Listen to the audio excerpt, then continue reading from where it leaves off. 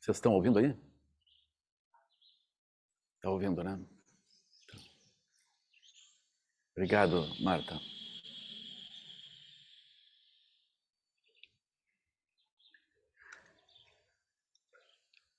Hoje a gente está com 4G. Surgiu as duas redes. Parece que pararam. Ele já está ligado aqui.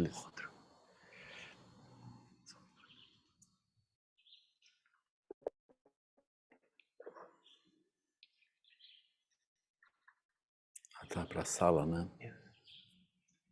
Alô? Alô?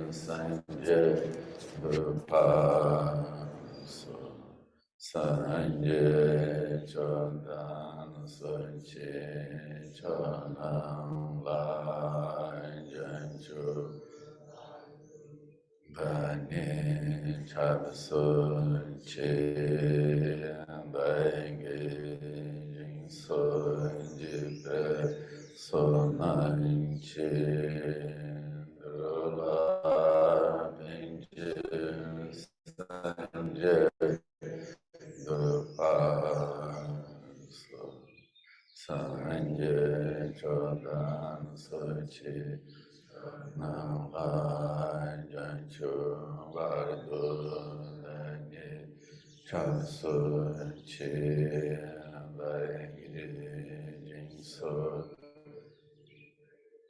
Sunai Chi Drula Pinji Sanjay Drupa Su Hum Benzara Guru Pema Sijihom Hum Benzara Pema Sijihom Guru Pema Sijihom Hum Benzara Guru Pema Sijihom Hum Benzara Guru Pema Sijihom Hum Benzara Guru Pema Sijihom Hum Benzara Guru Pema Sijihom Hum Benzara Pema Sijihom Hum Benzara Guru Pema Sijihom Hum Benzara Guru Pema Sijihom Hum Benzara Guru Pema Sijihom Hum Benzara Guru Pema Sijihom Hum Benzara Guru Pema Sijihom Hum Benzara Guru Pema Sijihom Hum Benzara Guru Pema Sijihom Hum Benzara Guru Pema Sijihom Om Gate Gate Paragate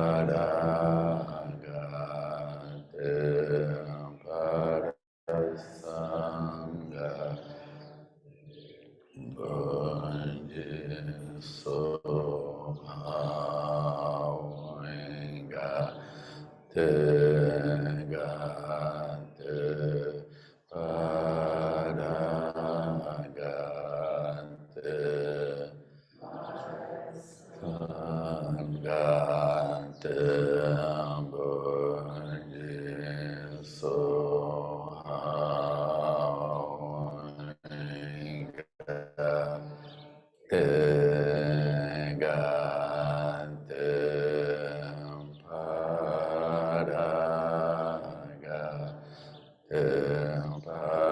Sangate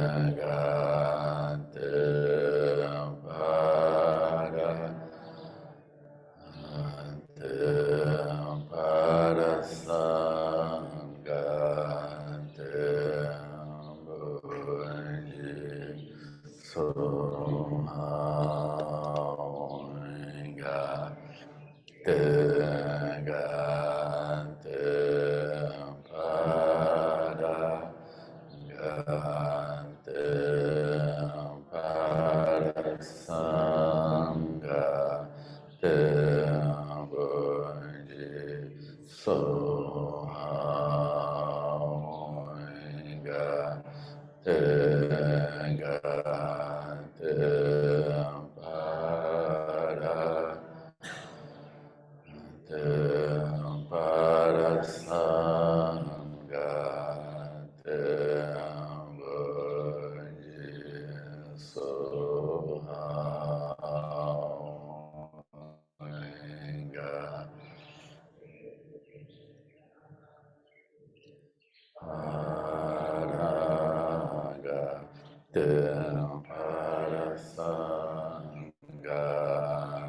Te Bhanje Sohawenga Te Gate Te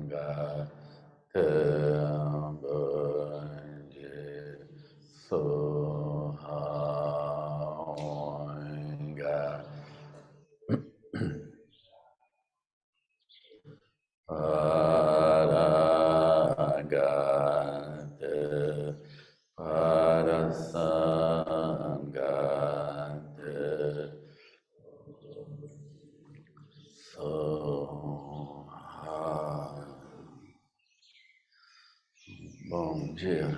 Good morning.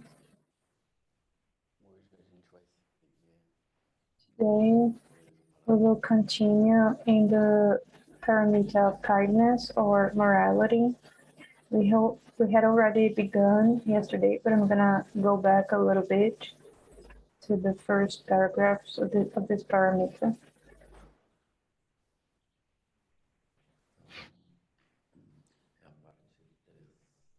So it's Sila Paramita,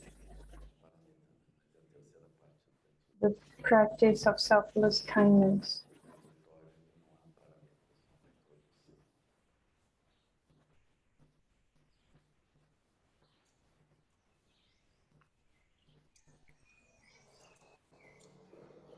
Então, nós estamos olhando esses ensinamentos como So we are contemplating these teachings as a practice within the world, the category of action.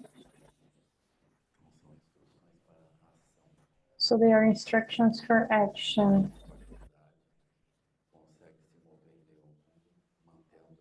How someone who practices emptiness can move within the world, maintaining this view. Subuchi. When a disciple is moved to make objective gifts of charity, this expression we could say when a disciple is moved to benefit others in an objective and clear way.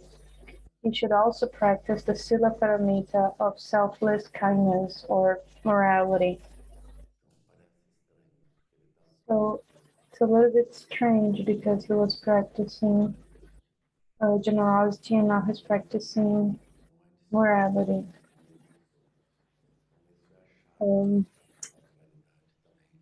We should remember that there is no arbitrary distinction between oneself and the selfhood of others. This is the key for morality. This means considering that mind is not a personal property. It can be vast. It naturally embraces all beings and all situations. It's not a property of somebody. Mind is vast. This means that there is no distinction between the disciple and others. So the mind that he says is his, he finds out that he can put his mind in the place where other beings are experiencing, and then he can understand the situation of others and he can benefit others. And when he benefits others, it's as if he were benefiting himself because it's the same mind. So this is the essence of the practice of equality. And this is the culminance of the practice of the four immeasurables. Compassion, joy, love, and equanimity. This is equanimity. So he should remember that there is no arbitrary distinction between oneself and the selfhood of others, and therefore he should practice charity by giving, not objective gifts alone, but the selfless gifts of kindness and sympathy. So if the disciple has the capacity to look inward, he will see that he's able to actually be interested in the others and help others and rejoice for others in the same way that he would rejoice for himself. So his mind is not a possession of an identity. So this is really very important. Then Buddha says, if any disciple will simply practice kindness, he will soon attain anuttara samyak sambodhi. So when we listen to this, we may have the impression that he's generating marriage and he's going to reach something. But actually, when we use the mind in this vast way and we recognize inwardly what Buddha is saying here, this means that we are operating with the mind of Tathagata Garbha. We're operating with the mind that is free from identity. So it's the primordial mind, essentially.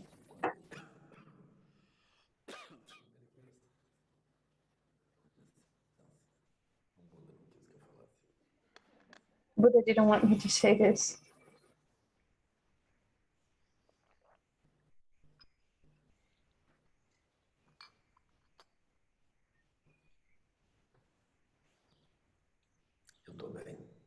I'm fine. So when Buddha says this, he is introducing us to this.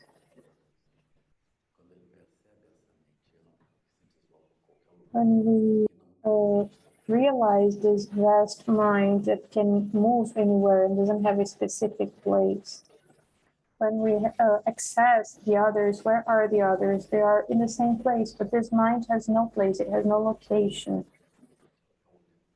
For example, if you try, this mind is looking at other beings, and when it turns and looks at yourself, where is the mind? Where is the mind when it's looking at ourselves? It's nowhere. It has no location. its view does not depend on the five senses.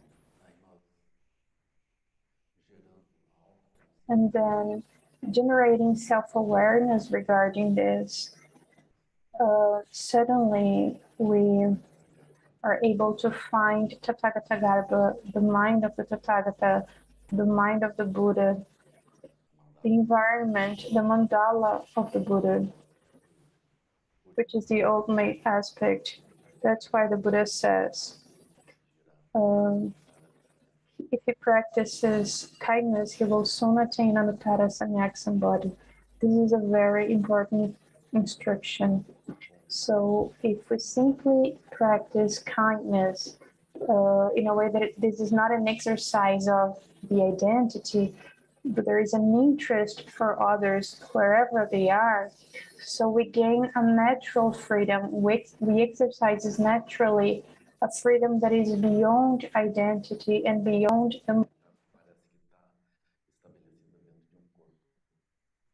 the sensation that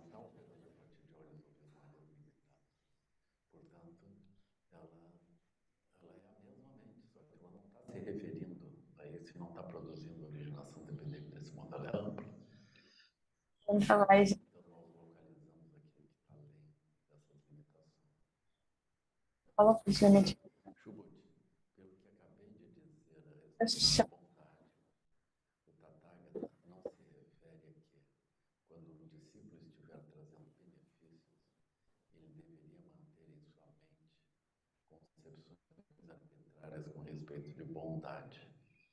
É sempre esse problema, né? A gente fala de bondade, aí surge uma fixação em relação a um termo. Então é alguém que é bondoso, aí surge uma identidade.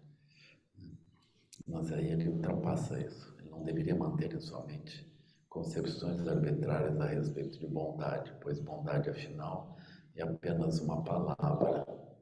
E a generosidade deveria ser espontânea e além das identidades. Conflicts. Então, o Sutra por inteiro, ele trabalha nisso, né? Como que nós podemos nos mover com uma visão ampla, que esteja além das identidades. Esse é o ponto. Beyond identities.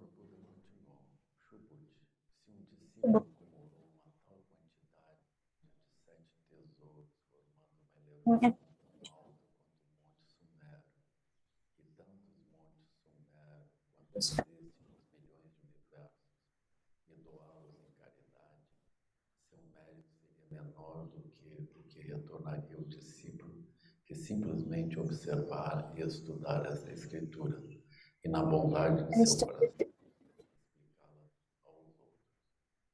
Por quê? Porque enquanto ele fica olhando os 7 tesouros, ele está preso ao mundo condicionado. Então, tudo que ele fizer dentro do mundo é alguma coisa do mundo condicionado.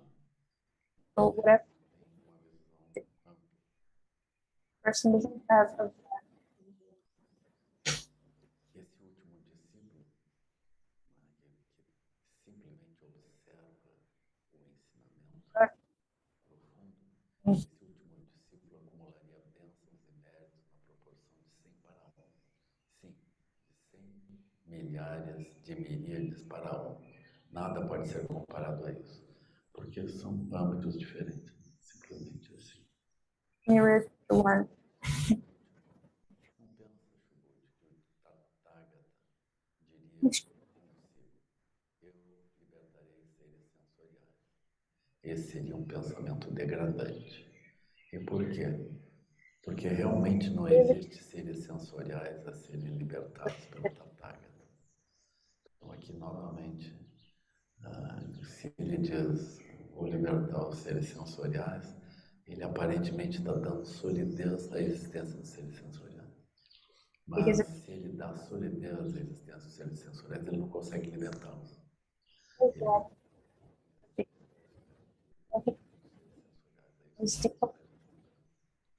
The sentient being liberated. Pelo Tathagata, isso significaria que o Tathagata estaria alimentando no interior de sua mente conceitos arbitrários de uma identidade de alguém, outras identidades, seres vivos e uma alma universal. Mesmo quando o Tathagata se refere a si mesmo, ele não alimenta em sua mente com só os seres humanos terrestres consideram a identidade como sendo uma possessão pessoal. Chubut. Mesmo a expressão seres terrestres, como usada pelo Tathagata, não significa que existam tais seres. Ela é usada apenas como uma figura de expressão. Ou seja, os seres terrestres que a gente vê, eles são também construções. They are constructs.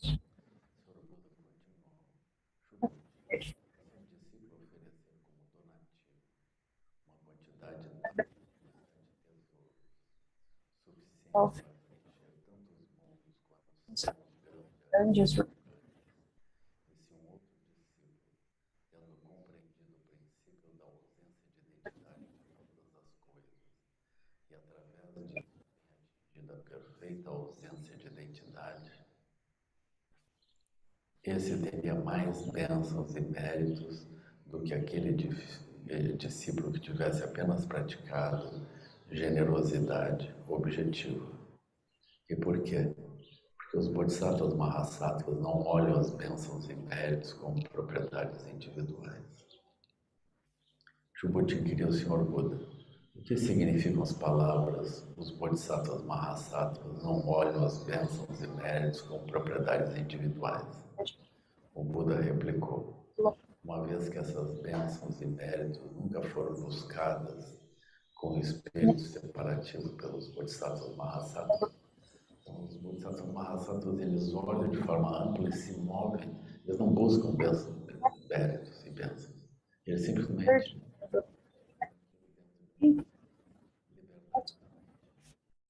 freedom of the mind. nunca foram buscadas Is, então, da mesma forma, eles não as veem como propriedade privada, pertencente a todos os seres sensoriais, ou seja, como um benefício real para os outros seres todos. well-being. E aí nós temos o paramita da humildade e paciência, o Shanti Paramita.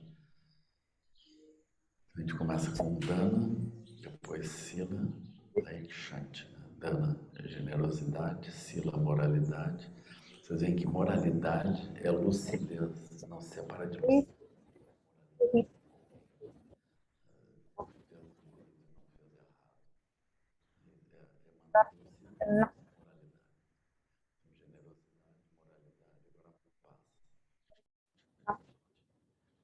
Então, nessa parte de paz, ela também diz respeito à superação das identidades, porque a quebra da possibilidade da paz é justamente a fixação às identidades.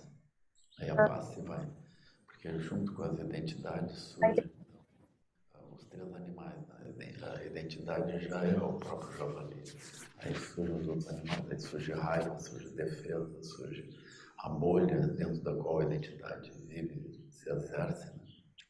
Will be A quebra da paz vem junto com os três venenos sempre. come together with the three poisons.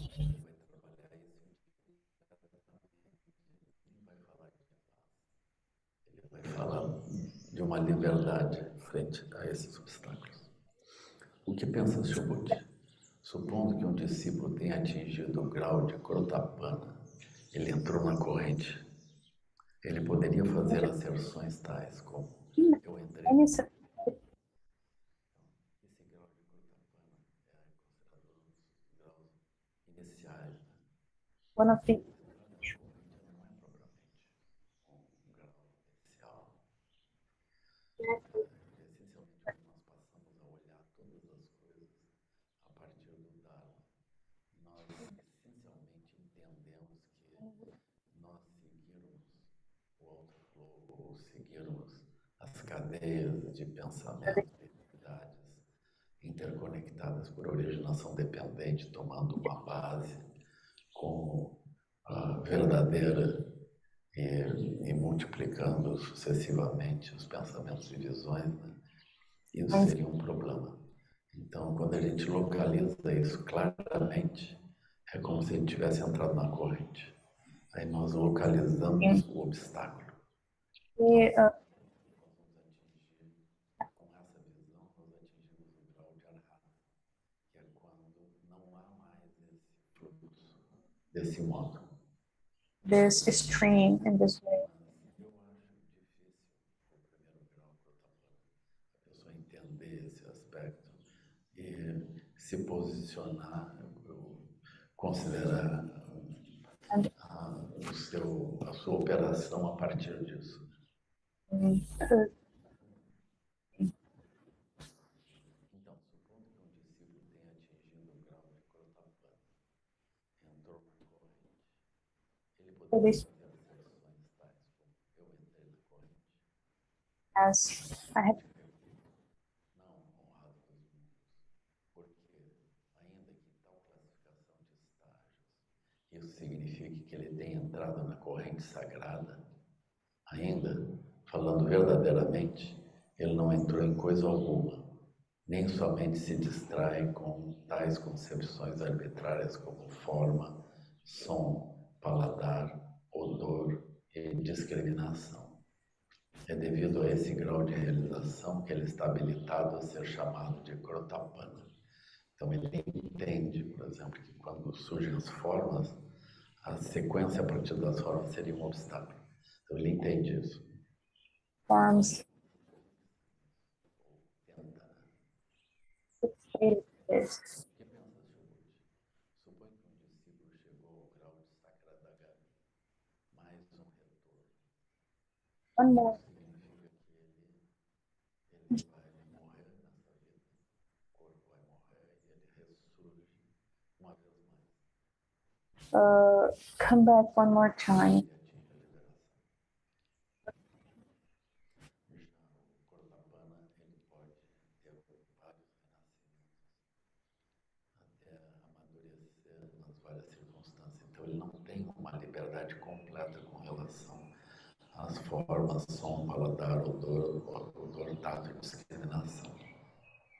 Mas o Sakradagami, ele está quase liberado. Liberated. Então poderia ele fazer uma asserção arbitrária tal como eu atingi o grau de Sakradagami, não honrado dos mundos, porque pelo grau de Sakradagami entende-se que ele renascerá uma vez mais apenas, ainda que, falando verdadeiramente, No rebirth. não haverá renascimento nesse mundo nem em qualquer outro mundo. É por saber disso que ele é chamado de Sakradagami. But Então ele sabe disso, mas ele ainda assim, ele karmicamente pode. when I can follow. Então o que significa que não haverá renascimento nesse mundo em qualquer outro mundo? Isso significa que a It mente ela é uma sucessão de eventos construídos luminosamente. was Nós olhamos a uma manifestação que surge a partir de um conjunto de referenciais como uma existência, como uma identidade. Mas great. o Sakradagami entende que não há identidade. Uh, Entende que não há renascimento nesse mundo nem em qualquer outro mundo. O que pensa Shubut? Supõe que um discípulo atingiu o grau de Anagami, nenhum retorno mais. Ou seja, ele morrendo, ele não ressurge, ele não tem a sensação de ressurgir. Poderia ele manter em sua mente concepções tais como eu atingi o so grau de Anagami? Não, Radha, porque pelo grau de Anagami há um significado de que ele jamais retornará, ainda que, falando verdadeiramente, aquele que atingiu este grau nunca alimenta tais conceitos arbitrários de alguém que, enfim, não renasce. Então ele olha isso, ele não vê, ele está of someone portanto, ele está livre da experiência de retorno. free of the experience of returning. E por essa razão está habilitado And so, his I'm not, I'm not essa apresentação dos graus, ela, é um, ela não é great central aqui, mas para nós é muito here. interessante localizar isso. O que pensa do seu Buda? Supõe que um discípulo atingiu o grau de He's arhata. Poderia ele proferir somente concepções arbitrárias pretty como eu torno ele como arhata? Ou seja, tem alguma identidade que pode dizer eu sou um arhata?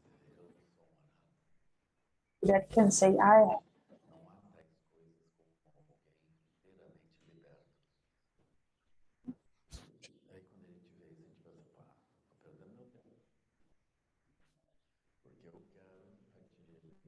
Porque eu quero atingir a liberação completa.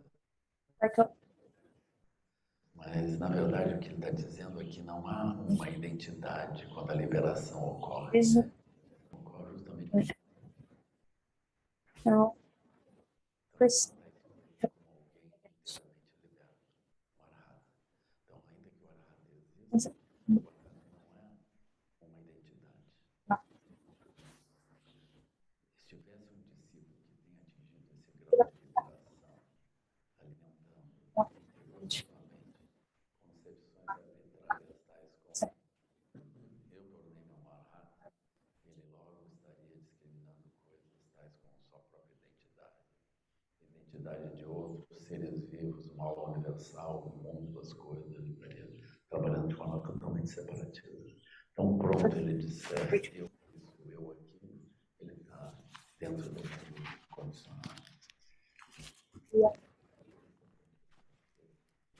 Dentro do caminho, aqui é como se fosse um antídoto we para are in, materialismo espiritual. so the Em que estágio eu estou? A gente fica perguntando essas coisas. Eu atingi a liberação, e quando eu atingir a liberação, o que, que vai ser? Porque nós estamos operando a partir das visões de identidade. Então, dentro disso, é natural que a gente fique pensando within the, o que, que vai acontecer conosco. E assim nós vamos praticando e vamos gerando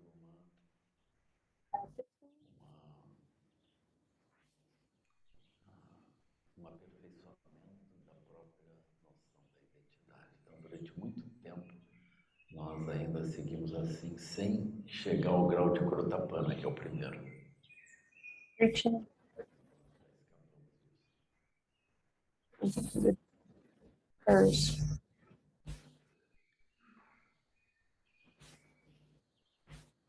Ó, abençoado Senhor, diz o Shubut, tu disseste que eu atingi o samadhi de não acerção. Isso atingiu o clímax dos estágios humanos. And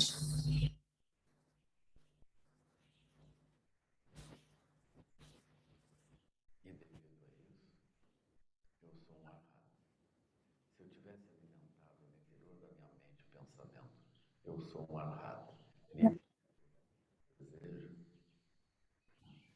Se ele tivesse alimentado então a identidade, oh, eu sou um arhata, livre de todo desejo, livre de Mara.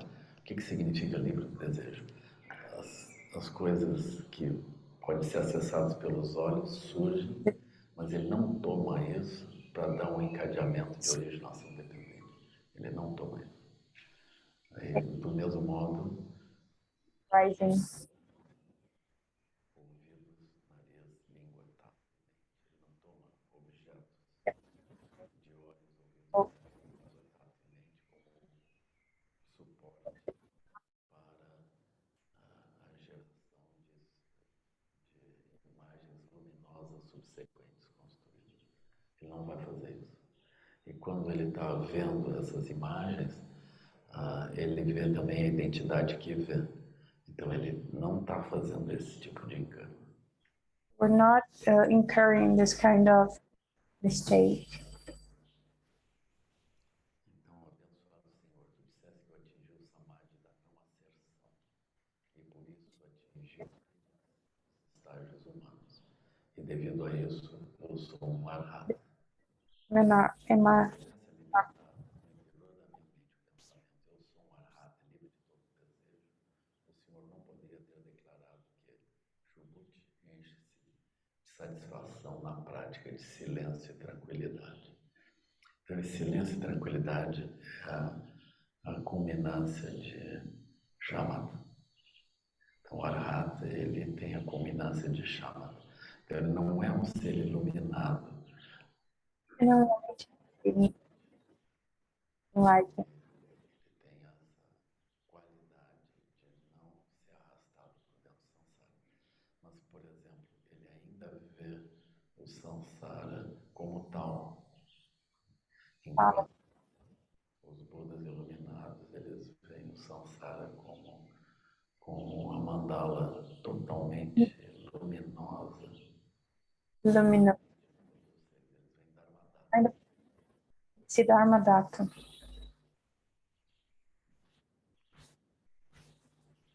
O que pensa Shubhut quando o Tathagata, em uma vida prévia, estava com o Buda de Pankara? Então tem esse ponto, né? Então, assim, o Bodhisattva que termina surgindo com o Buda Sakyamuni, ele encontrou o Buda de Pankara numa vida anterior. In a, Tivesse sido o início do processo do caminho dele. of his Pensa Shubhut quando o Tathagata, em uma vida prévia, estava com o Buda de Pankara, ele recebeu algum ensinamento definitivo, ou seja, alguma coisa que era considerada verdadeira dentro do mundo, né? Ou atingiu algum grau definitivo de disciplina, ou seja, surgiu, ele apareceu como uma identidade específica, ao qual mais tarde veio a tornar-se um Buda. nature became a Buddha. Ou seja, ele recebeu uma transmissão do Buda de Pankara na forma de um ensinamento, de uma identidade, ou não. Não, Rara dos Bons. Quando o Tathagata era um discípulo do Buda de Pankara, eles não chegaram a morar juntos, assim. A linguagem, a tradução é essa, mas eles se encontraram rapidamente. Had a very Quando o Tathagata era um discípulo do Buda de Pankara, falando verdadeiramente, ele não recebeu qualquer ensinamento definitivo e nem atingiu qualquer excelência definitiva. excellence. Então se diz que o que aconteceu foi uma transmissão silenciosa de mente a mente. The silent O Buda de Pankara, ele estava vindo para visitar, estava passando pela aldeia onde aquele praticante chamado Sumedha vivia. E ele, era o Buda, vocês podem imaginar, chegando.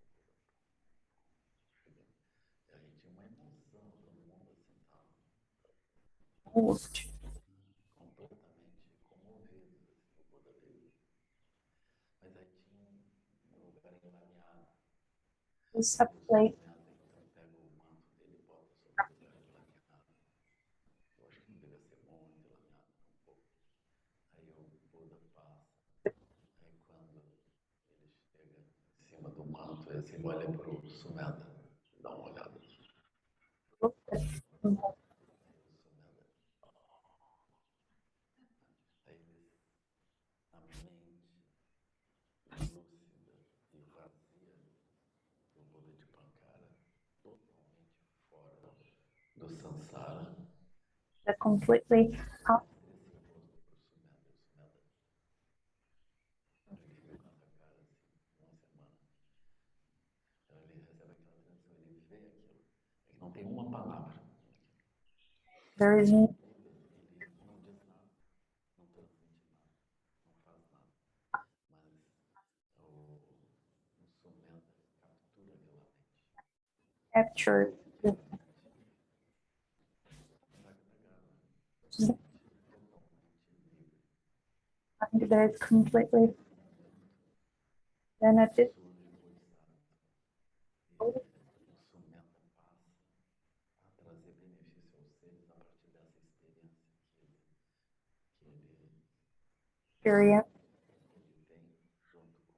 Buda de Pankara. Dipankara Buddha Daí o Subhuti pergunta, a as Tathagata tem uma vida prévia, quando o Tathagata tem uma vida prévia. Ele não era o Tathagata ainda. interpret Ele é agora. of É isso mesmo. that Quando o precursor do Tathagata em uma vida prévia estava com o Buda de Pankara, Dipankara recebeu algum ensinamento definitivo. Aí o Buda de Pankara passou e disse, olha, as quatro formas de andar, o próprio caminho, oito passos, as quatro qualidades espirituais, seis perfeições, cinco sabedorias. E tive uh, Noble Truths in it. deu um na cabeça do Buda. Aí ele, não disse nada. No, he actually didn't say anything. Então ele recebeu algum ensinamento definitivo, ou atingiu algum grau definitivo de disciplina.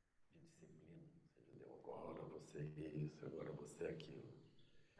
In the depth of Então, como mais tarde ele ia tornar-se um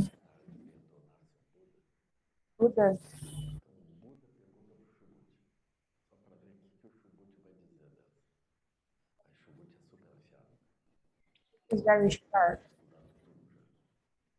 Every Aí o Subhuti diz, não honrado dos mundos. Quando o Tathagata era um discípulo do Buda de Pankara, falando verdadeiramente, ele não recebeu qualquer ensinamento definitivo e nem atingiu qualquer excelência definitiva. Então vocês vejam como é que se dá a transmissão de Guru Yoga.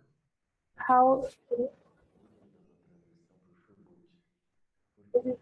Porque ele diz assim, ó Subhuti, pergunta aí para o teu mestre interno, que quer ser igual a mim, o que que ele vê se eu like atingir aquilo?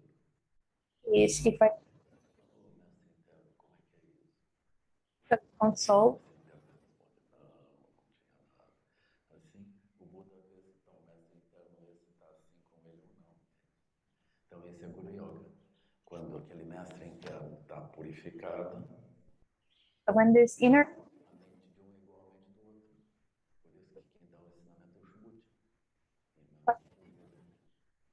Tribute Um dá um pouco do ensinamento, outro dá outro pouco. Isso é a tradição de Guru Yoga. O Buda, quando ele pergunta para o Subhuti, ele está fazendo o Subhuti buscar lá do mestre interno, da sabedoria dele, aquilo que é a sabedoria natural dos Budas. Porque não tem separação. Então, quem é que responde dentro do Subhuti? É a mente búdica, que é a própria mente do Buda Sakyamuni. Entende? Porque não tem separação. separation.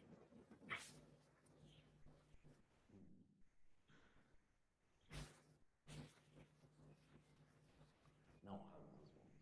Quando o Tathagata era um discípulo do Buda de Pankara, falando verdadeiramente, não recebeu qualquer ensinamento definitivo e nem atingiu qualquer excelência definitiva.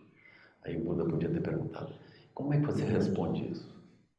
Yeah, Ele vai dizer, não, isso é pela mente autoconsciente não dual que percorre. Então, eu com a minha mente não dual, que é igual à sua, eu fui até o infinito do tempo e olhei aquilo tudo e voltei, e agora eu digo isso para você. Se você acha que não é assim, você está errado, porque eu vi. Isso é um chubut poderoso. Mas aí o Tathagata segue. O que pensa o Chubut?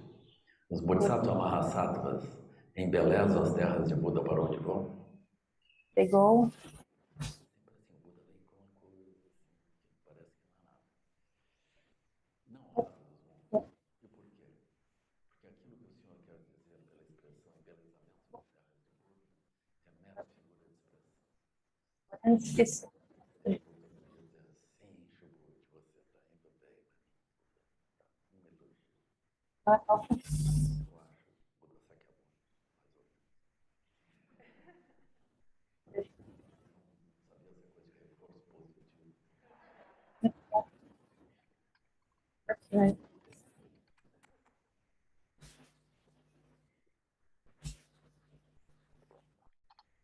Só dá duro no pau do Chubut.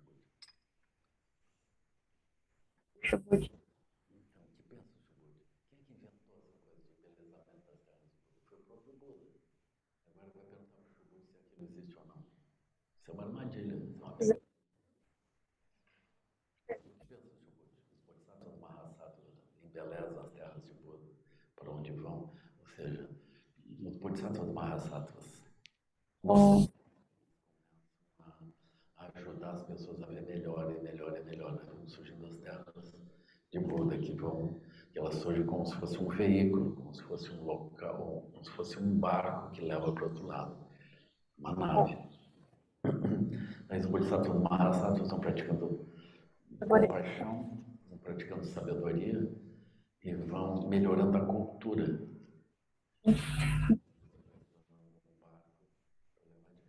Então isso é o embelezamento das terras de Buda. É claro que eles embelezam as terras de Buda. Aí vem o Chubut pressionar. Mas diz, não, honrado dos mundos. Honored of the world. Porque aquilo que o senhor quer dizer pela expressão embelezamento das terras de Buda é mera figura de expressão, tá certo? Isso é inegável, é isso. Porque é um aspecto de samsara, então não tem algo real nisso, né? Nothing real. No aspecto da expressão dentro do mundo, isso é verdadeiro. The world. O senhor Buda continuou. Por essa razão, Shubut, as mentes de todos os bodhisattvas deveriam ser purificadas de todos os conceitos relacionáveis aos fenômenos de visão, audição, paladar, olfato, tato e discriminação. Essa é a razão pela qual a gente faz tsog aqui, essa prática. Depois eu vou explicar um pouco melhor. A gente vai ter uma plaquinha, põe ali, como eu dei uma plaquinha. Plaquinha assim. As mentes de todos os bodhisattvas deveriam ser purificadas de todos os conceitos relacionados à visão, audição, paladar, olfato, tato e discriminação. Aí está o alimento todo ali, nossa. Ups, e agora eu faço o quê? There and we're like, okay, what I what Deveriam usar as faculdades mentais de modo espontâneo e natural, sem qualquer condicionamento a conceitos provenientes da experiência dos sentidos. arising from the senses. Ninguém tem coragem de mexer no prato.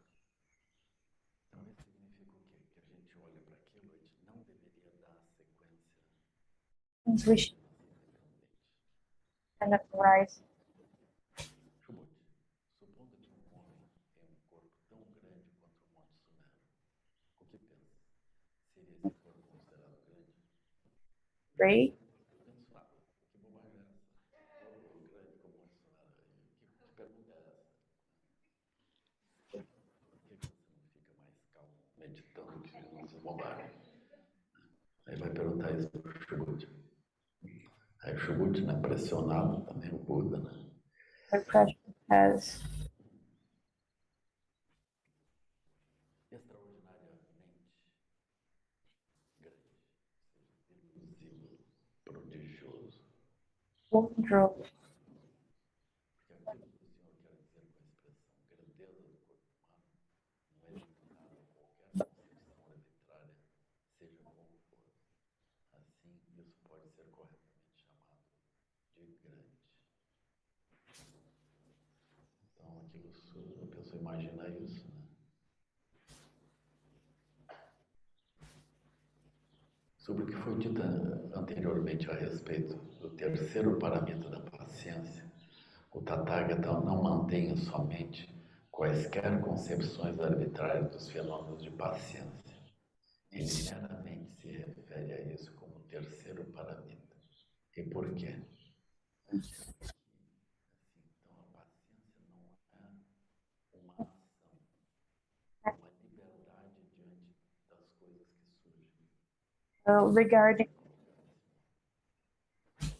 that's how Quando em uma vida prévia o príncipe Kalinga cortou a carne de seus membros e seu corpo, então isso é a história que o Buda conta de vidas anteriores.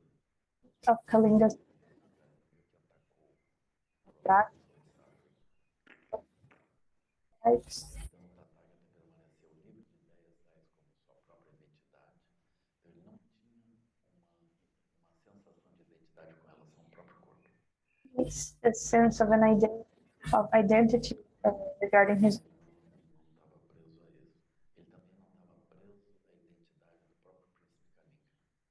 Não estava preso a isso.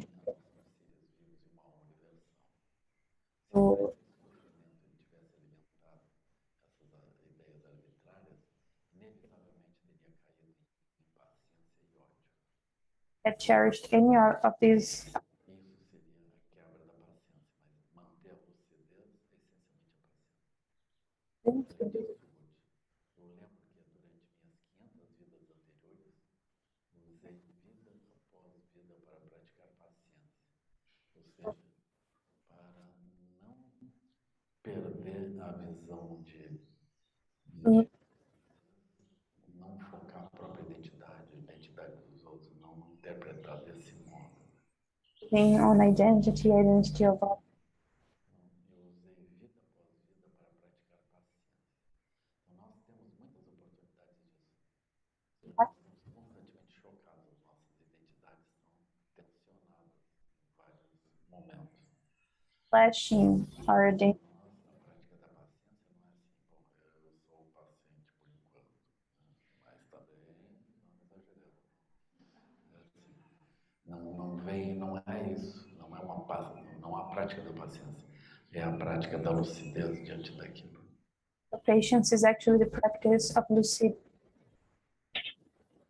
Então, eu lembro que durante minhas 500 vidas anteriores, usei vida após vida para praticar paciência. Patience. Olhar minha existência humildemente. Ou seja, ele não pega a existência dele e coloca como uma identidade, coloca lá em cima. The existence of an identity. Como se fosse um santo chamado para sofrer humilhações. Então, quando ele viu o choque das identidades aparentes, ele não embarcava naquilo. The word clash Isso era a prática dele, isso era a prática de paciência. Mas não é uma paciência como alguém que suporta, é alguém que mantém a lucidez diante de eventos desafiadores. Desafiariam ele a se ver, desafiariam ele no sentido de que surge um tabuleiro de um jogo com muitas identidades e ele é colocado como uma delas, ele está pressionado como uma identidade ali dentro, mas ele não identity. He doesn't fica preso dentro daquele jogo. Isso é a paciência. this and this. Mesmo então, minha mente estava livre de quaisquer desses conceitos arbitrários de fenômenos como minha identidade, identidade dos seres vivos e uma alma universal. Então aqui a gente poderia comentar assim, a gente poderia entender, por exemplo, a vida dos Mahasiddhas, que eles vão para lugares super difíceis, né? Então eles estão tensionados pelos animais, pelo ambiente, pela fome, pelo frio, pelos insetos. Hunger, insect. Tensionados. Eles vivem sempre no limite. A cada dia ele pensa, não sei se eu vivo um dia a mais. Então, We were constantly pressured. Esse é o ponto, mas ele não está ali suportando o problema. Ele está olhando aquilo como a prática de purificação das conexões kármicas. Então ele está praticando sabedoria. Isso é a prática de paciência. Practice of patience. Esse ponto de um santo que vai sofrer humilhações é inevitável, porque todos os seres em meio ao mundo, eles são vistos como identidades. Eles estão pressionados, uns e outros pressionados. Always first from all directions. O Senhor Buda retomou. And Chubut, caso haja entre os discípulos cheios de fé, um, alguns que ainda não amadureceram seu karma, eles primeiro sofrer a retribuição natural das ações cometidas em vidas prévias, life. sendo degradados para um domínio inferior de existência. Como é que é isso? Afinal, a coisa não é vacuidade mesmo. Como é que a pessoa então pode, no karma pode pegar a pessoa e arrasta para domínios inferiores de existência. Or O que acontece é assim, quando a pessoa, por exemplo, ela perde a lucidez, então ela surge com uma identidade dentro de um jogo. city, Com uma identidade dentro do jogo, tem um ranking mais alto e tem um ranking mais baixo. there are Vocês podem ver qualquer situação assim. Vocês vão lembrar de você no jardim de infância. Aí tinha os preferidos da prof e tinha. Nossa! Na hora do recreio tinha os terríveis. Eu lembro lá do Jair, era um colega meu lá no jardim de infância. Nunca esqueci do Jair. class have used to beat up everybody.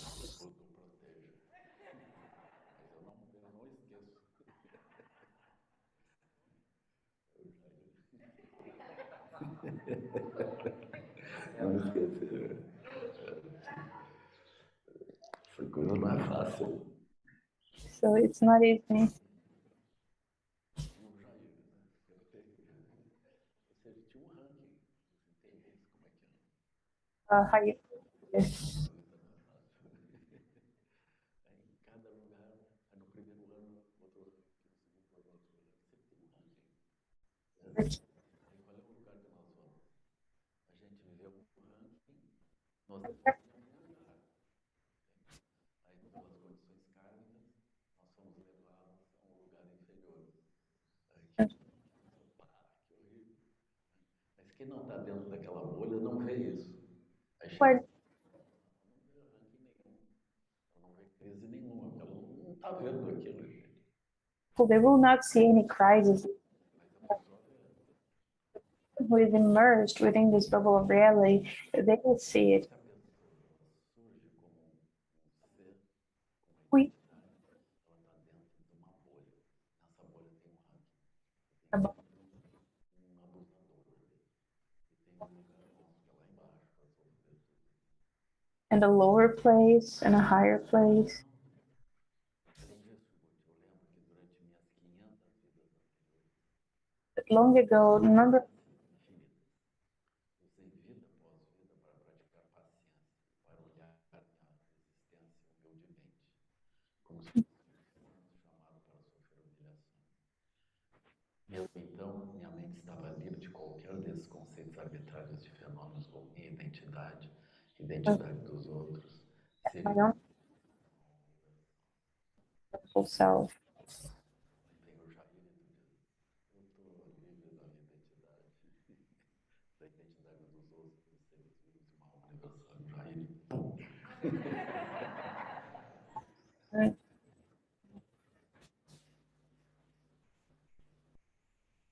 E o senhor Buda retomou, Chubut, caso haja entre os discípulos cheios de fé, alguns que ainda não amadureceram seu karma, outros amadureceram seu karma, o que acontece? Eles são identidades. They are identical Não quero descer. to go lower. Esse é o problema. The problem. Não amadureceu seu karma. Eles irão primeiro sofrer a retribuição natural das ações cometidas em vidas prévias, sendo degradados para o domínio inferior de existência. Degraded to a low. O time riu muito dos outros times. So O time vai para a série B. that Mas fica uma tragédia, porque aquilo foi montado dentro de uma forma de olhar que quem estiver do lado de fora, tanto faz. Mas como a pessoa está ali dentro, aquilo é grave. who are out of this bubble, they don't see it, but for those who are in, yeah, Então, se ocorrer, não seria o caso de uh, a pessoa ter um karma para passar por isso. of course, this would not have Ocorrer em algum outro praticante, em algum outro lugar, assim, to go through. We're here talking about sofrer a retribuição natural, ele sente uma identidade dentro do mundo, e aí ele pensa que tudo desabou em cima dele, e aí ele vai sofrer. Possam eles, aplicadamente cheios de fé, so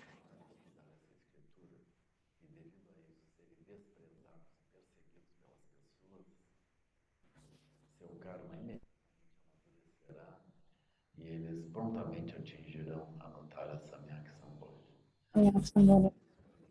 Eles estão estudando a escritura e vem alguém dizer isso Yes. é um monstro, você é um demônio. Você pode Olha, entende o outro. Naquela hora ela entendeu. Quando ela entende o outro, criar rapidamente amadurece. Como eles constroem realidades, uma onde tem confusão, onde não tem confusão, como as mentes podem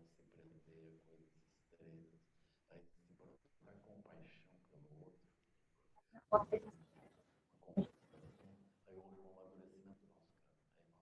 Aí nós karma escape suffering. Então, nós prontamente atingiremos na notada Samten.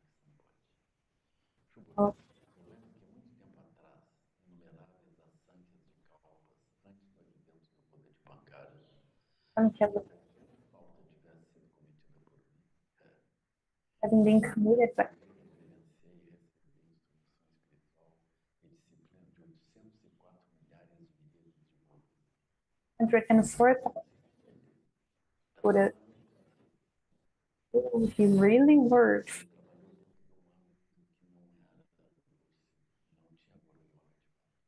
Um,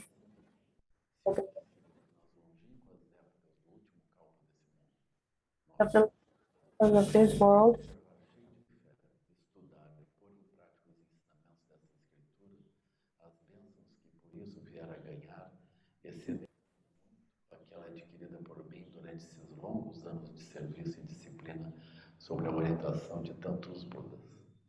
and under those Isso excederá meu pobre mérito na proporção de 10 miríades para um. Sim, ainda mais, como incontáveis miríades para um. Então, o Buda, ou seja, o Bodhisattva, durante um tempo ilimitado, ele praticou ensinamentos comuns do mundo. Ele fez aquilo exato.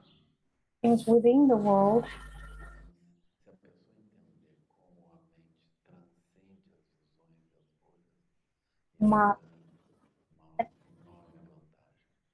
thing thinks this is a great advantage. Buda continuou.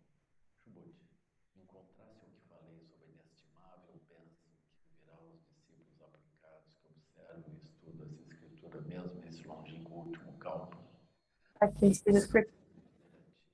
Que outros, ao ouvir essa escritura, ficarão com suas mentes confusas e não acreditarão nela. Third in their minds and Tu deverias lembrar que, da mesma forma que o Dharma dessa escritura transcende o pensamento humano, também o efeito e resultado final de seu estudo e de sua prática é inescrutável. this is also in a script. O ensinamento, a gente podia dizer que é seguido pelo foco da mente. Mas enquanto nós seguimos o ensinamento, But a as base da mente ela se altera. A gente pode não ver, mas a bolha onde nós estamos imersos ela se altera. but the bubble O benefício ele vem. and the benefit actually occurs. Então nós completamos o parâmetro da paciência. Of patience, Generosidade, dana. Moralidade, sila. morality, Paciência, shanti. is Agora vem almost, a energia constante, virya. which is constant energy or zeal and Capacidade de colocar energia e seguir firme. putting energy. No sentido mais profundo, isso seria, por exemplo, a energia que move os bodhisattvas. The energy that Não tem uma origem, ela se funde com a própria luminosidade da mente. merging A maior parte das pessoas se move de modo causal. Os bodhisattvas eles têm um brilho autônomo. a causal Os budas também um brilho autônomo. and, Isso seria a perfeição completa and de the viver. this is the complete perfection. Intenção iluminada. Times it's called light and O que pensas, Shubut? Houvesse tantos rios Ganges, como existem grãos de areia no rio Ganges, se river tivessem rios muito numerosos, goes. extraordinariamente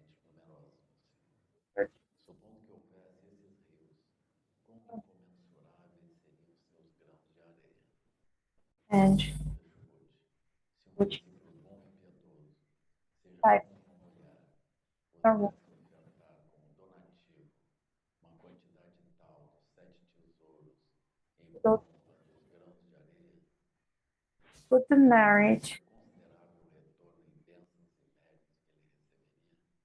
and marriage Ainda assim, 7 tesouros, tesouros dentro do mundo. treasures, they are the treasures in here. Se um outro discípulo, após haver estudado e observado mesmo a um único verso dessa escritura, explicá-la aos outros, seus méritos e bênçãos serão ainda.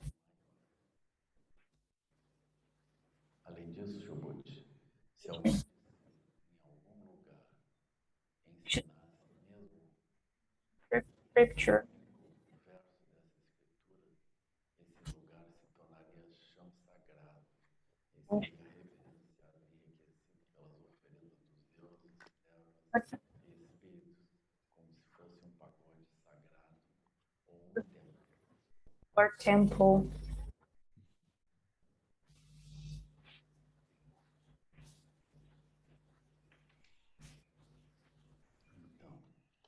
Então, se em algum lugar houvesse esse ensinamento sendo apresentado, esse lugar se tornaria chão sagrado. Or presented Reverenciado e enriquecido pelas oferendas dos deuses, devas e espíritos, como se fosse um pagode sagrado ou templo. as though it was a Esse lugar se tornaria o lugar se o discípulo estudasse e observasse toda a escritura. scripture, Não o which discípulo teria êxito em atingir, anotar a Samyak Sambodhi. E o lugar onde essa escritura fosse reverenciada se tornaria semelhante a um altar consagrado a Buda ou a um de seus honrados discípulos. Sua Buda continuou. Chubut, caso houvesse um discípulo bom e caridoso, woman uma mulher que por seu zelo em praticar a generosidade estivesse decidido a sacrificar sua vida pela manhã, ao or ao entardecer, em tantas ocasiões quando são os grãos de areia do rio Ganges, angels, essas ocasiões se repetissem por centenas de milímetros de calpas, help us. recebendo grandes suas bênçãos e méritos, terminando a própria vida. So he's giving Seria grande, certamente, Senhor. it indeed, Lord, but closing Shubuchi. Discípulo, venha a observar e estudar essa escritura em pura fé. Suas bênçãos e méritos seriam ainda maiores. E se ainda um outro discípulo, além de observar e estudar essa escritura, zeladamente explicá-la a outros, To other e fazê-la circular, suas bênçãos e méritos seriam ainda muito maiores. Em outras palavras, Chobut, essa escritura está investida com uma virtude e poder que é inestimável, ilimitado, and inefável. O Buda elucida essa escritura só para aqueles discípulos que aplicadamente, perseverantemente, buscam a perfeita vivência de anotar a Samyak Sambodhi, body nos estágios de compaixão is e a altruísmo Mahayana. rise the Mahayana. Se os discípulos se tornarem capazes de observar e estudar com zelo e fé esta escritura, explicá-la aos outros e circulá-la amplamente, o Tathagata reconhecerá e apoiará até que eles tenham sucesso em adquirir as virtudes inestimáveis, ilimitadas e maravilhosas. Tais discípulos irão compartilhar com o Tathagata sua tarefa de compaixão e seu retorno de anotar a Samyak Sambodhi. E por que, Chubut, essa promessa está limitada aos discípulos Mahayana? É porque os discípulos Hinayana ainda não foram capazes de libertar a si mesmos de concepções arbitrárias de fenômenos tais como eu, outros, seres vivos e alma universal. E, portanto, ainda não são capazes de observar e estudar com fé e aplicação e explicar essa escritura aos outros. Aqui, essas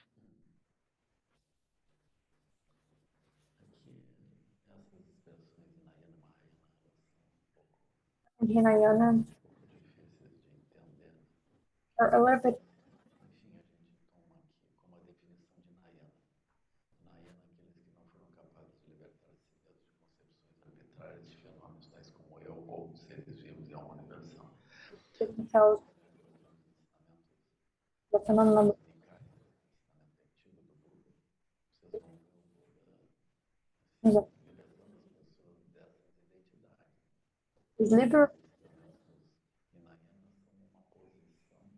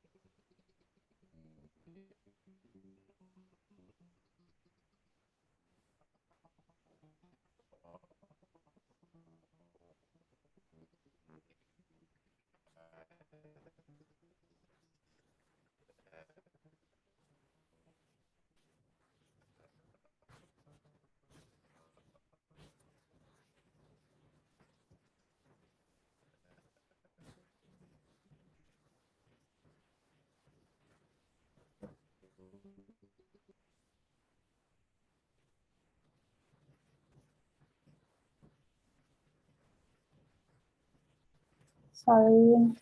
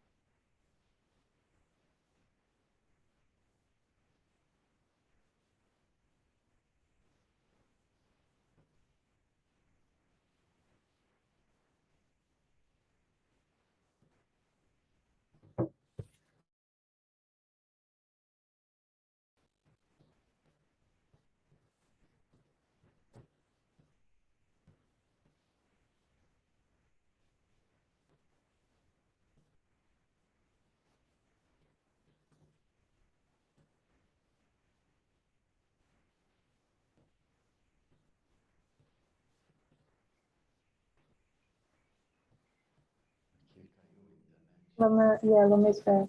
We had some internet issues. So yeah, now we can hear. na hora exata, eu só expliquei para o pessoal aqui da sala, mas não vai dar tempo para repetir agora. So I only explained to the people here in the temple, and we're not going to have time to explain now again. It was the detail for enlightenment, but you're going to have to wait for next year now. So, well, this is karma.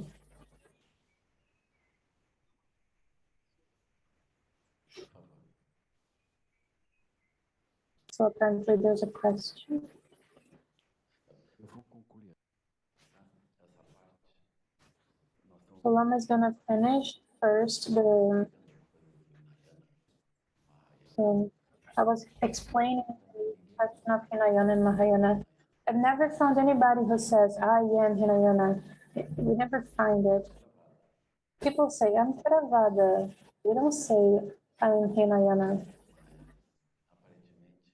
But apparently, Mahayana, the Mahayana says, oh, you are Hinayana. And then there are these tensions, even between Buddhists. But we could say that we want to look in a broader way. Hinayana would be here all those who have spiritual materialism. So, for example, that which Trungpa Rinpoche describes as spiritual materialism. So we're taking anything that we do as a personal possession. We put medals, we give ourselves medals. So it doesn't matter if it's Vajrayana, great natural perfection, whatever. If we're fixated to an identity, we're before the level of Kurtapana. We're still immersed in in a notion of an identity. So certainly we didn't read the Diamond Sutra yet. And then the Mahayana, not us, of course. We have a vast view. So what does Mahayana mean? It means that we are beyond identities. But if we say, I am Mahayana, I am beyond identities, then it's the spiritual materialism, and we're already talking about things and somebody, and then our mind collapses within an identity, and then somebody will come and say, no, you're not a Mahayana, and then we're gonna get angry, and then this person can say, oh, so if you're angry, you're fixated on the three animals, and now you're gonna go to the house. And then we can say, no, I'm not gonna go to the house, I'm gonna send you to the house. So yeah, Buddhism is over. So it's easy for these things to happen.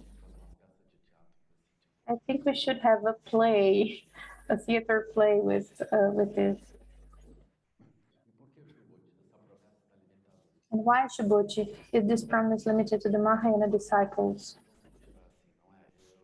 Mahayana here, let's think as an operation of the mind that reaches others without considering that there are divisions. It's impersonal. This mind is naturally interested in beings and helping them overcome. And the Hinayana disciples, those who are fixated on spiritual materialism, have not yet been able to free themselves from such arbitrary conceptions of phenomena as one's own selfhood or other personalities, living beings, and a universal self, and therefore are not yet able to faithfully and earnestly observe and study and explain the scripture to others.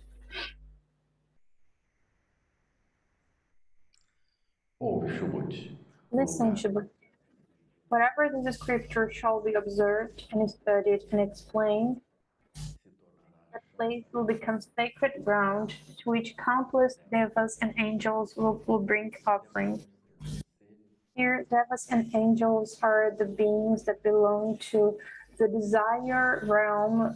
There's above the human realm. Such places, however humble they may be, will be reverenced as though they were famous temples and pagodas, to which countless pilgrims will come to offer worship and incense. And over them, the devas and angels will hover like a cloud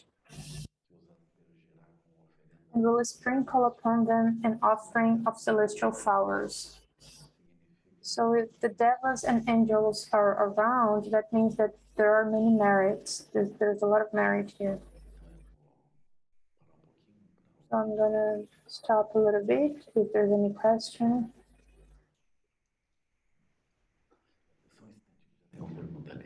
Just a moment, there's another question already.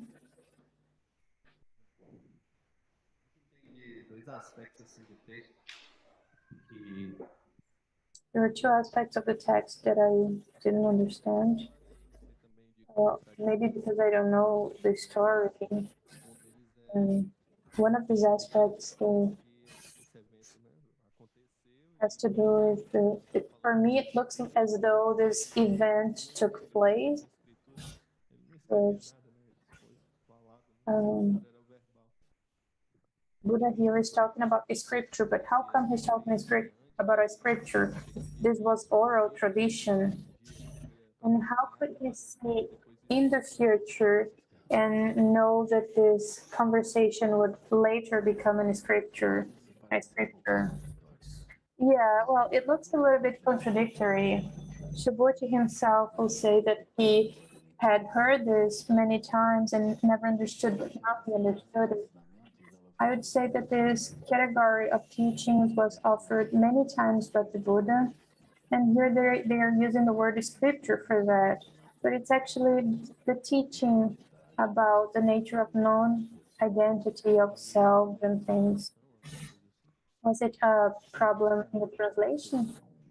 I don't know if it was a problem in the translation. I don't know how long it has been like this, because people are changing from one language to another. And then the translator chooses the word. But of course, maybe he listened to this class of teaching many times and he didn't understand it before, but now he understood it. And the second aspect, it seems to me that at the Buddha's time, there were no such terms as Mahayana and Hinayana. Yeah, I agree. But since this text comes from the Mahayana, it's possible that it was one of the founding texts, one of the texts that founded this difference. Because that's when the notion of Mahayana arises. In the Nikayas, there's no expression such as Mahayana. In the old texts of the Buddha, there's no reference to Mahayana. For example, Mahayana and Vajrayana, people who have a connection with the old texts of the Buddha, they always say that the Mahayana and Vajrayana are a posterior construction. They do not really belong to the Buddha. And then the Mahayana and Vajrayana Buddhists, they have extraordinary explanations for this.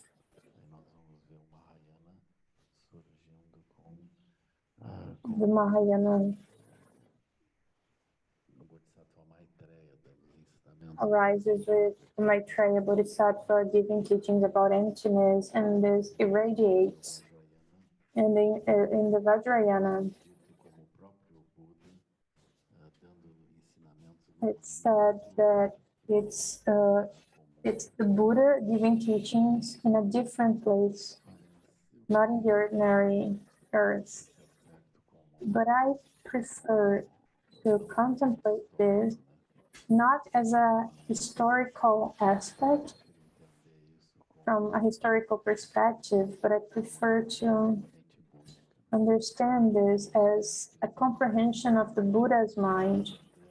So the masters accessed the Buddha's mind, they understood the teachings, and their own practice refines the words and other approaches arise. I prefer to see it in this way.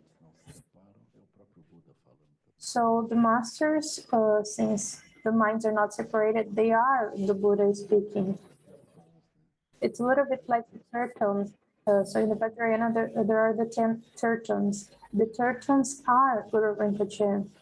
And here they are not talking about the tertons, but there are the Mahayana tertons. They see this and they present this. And in the Vajrayana, the tertons, they have names. So for example, we have the Tara practice according to this master or to the other master, which is how he saw it, the view that he had. He had a revelation, he saw the deity.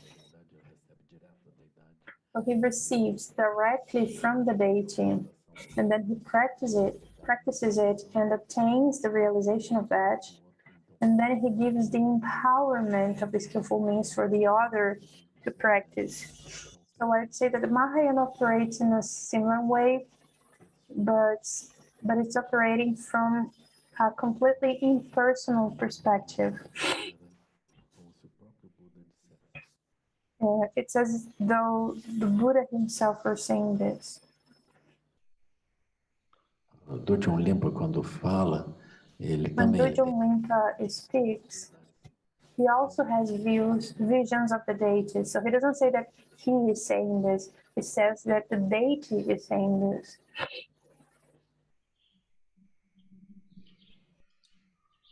Agora nós entramos no. So now we're going to begin there are more questions here. Muito grata pelos ensinamentos. Thank you, Lama.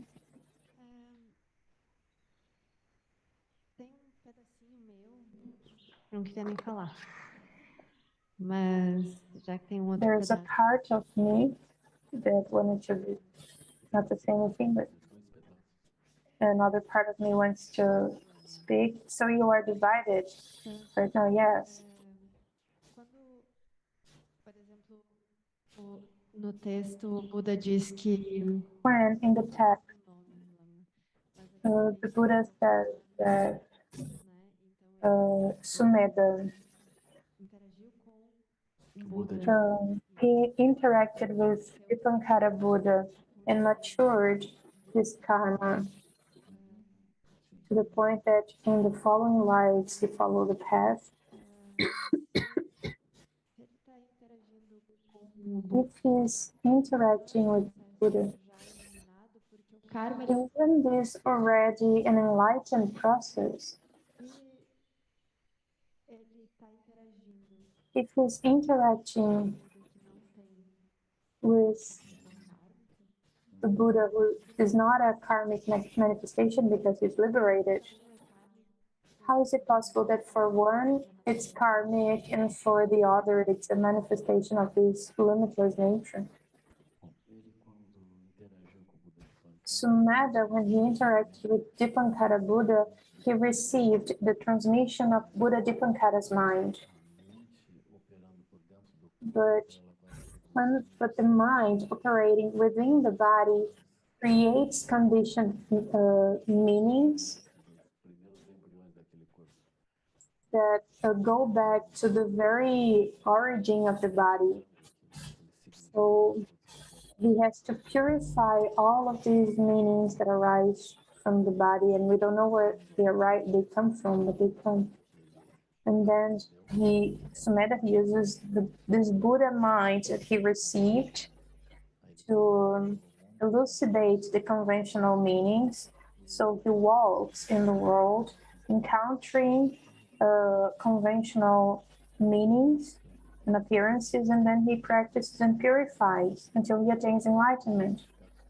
So he has this profound experience, but he has to work with the conventional meanings and purify them. And he also does it regarding the other beings, because his mind is not imprisoned by his own senses, but he can look at the others and see how the others are operating and purify this. Vou contemplar. Okay, I'll contemplate it. Não, eu vou contemplar. Isso, tá bem. Okay.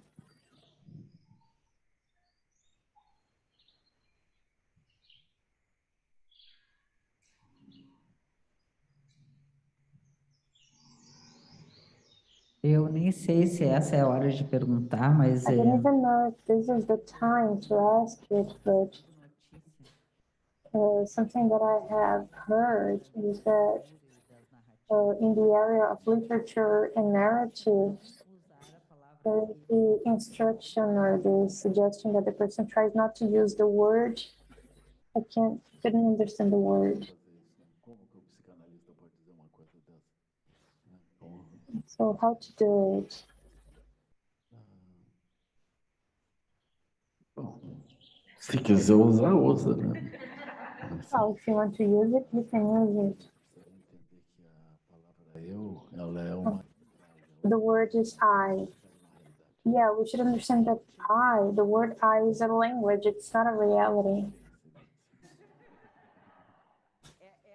é passível de So fazer sentido isso. it can make sense. É como que isso é My bewilderment is regarding how can we transform a simple sentence, a daily sentence in which there is the word I, into another narrative construction that has no I. dizem nós, Politicians say, we are going to do this or that. os companheiros. Are the parties, the fellows. Mas dá para colocar de modo mais amplo, né? But it's possible to write it in a broader way. We can say the illusory eye. Can you create a sentence? Yes, so I am hungry. A fome existe. Hunger exists. A fome está presente. A fome está... Hunger is present.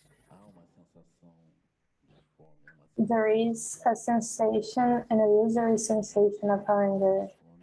This, and I look at this illusory sensation of hunger as something that attributes meaning to myself. It co-emerges with my identity. Mas o eu não é o problema. Yeah, but the word I is not the problem. The problem is the fixation to it. I can use this as a language, but I shouldn't give or attribute a solidity to this. So, for example, if hunger disappears, does the I disappear or not? So we start to define this I based on transitory things. So the language of I doesn't have a substantiality. But if I start to try and see what is it that is behind the word I can see that it's a group of referentials that is working as a basis to propel an identities that will create subsequent movements.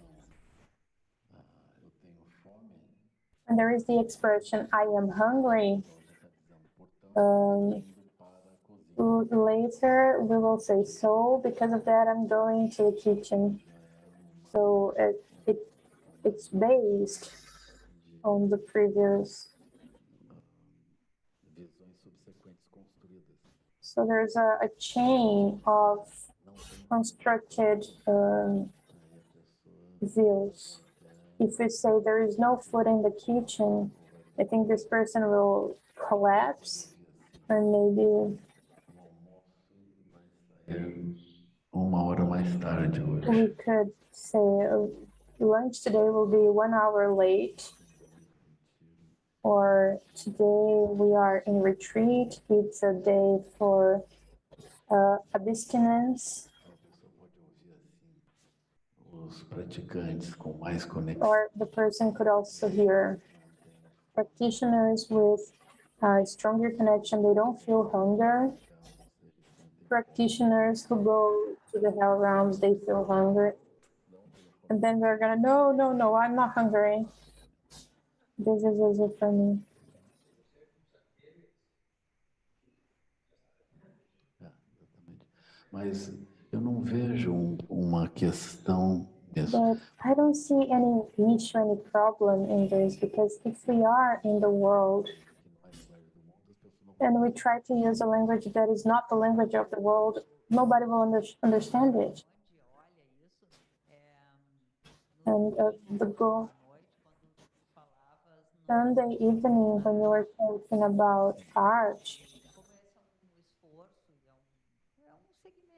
and since this is like something that people are doing in the area of literature, in the literary workshops,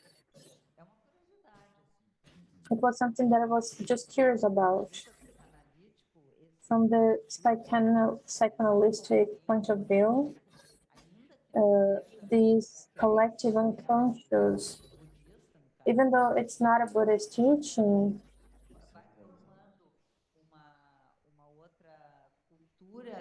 it is able to create a different culture that may point to an effort towards non-identification. This is my hope. I think it's possible to do it.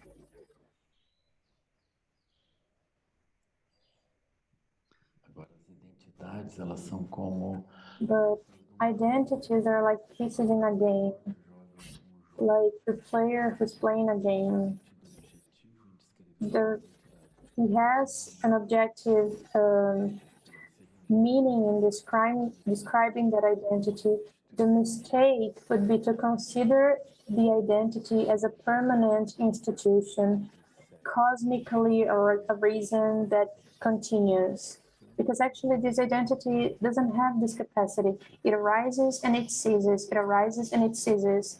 What is actually permanent is the environment where these identities arise. It's like the sea, the ocean, even though oceans appear and disappear, they are always there, but actually what is there is the ocean, is the sea. So there is this vast dimension, this dimension that is free. And from this, all episodes take place. But if we fixate on something, if we arise as a fixated intelligence, and if we perpetuate on this intelligence is operating based on the three animals and will suffer, will incur in suffering. And this is the point.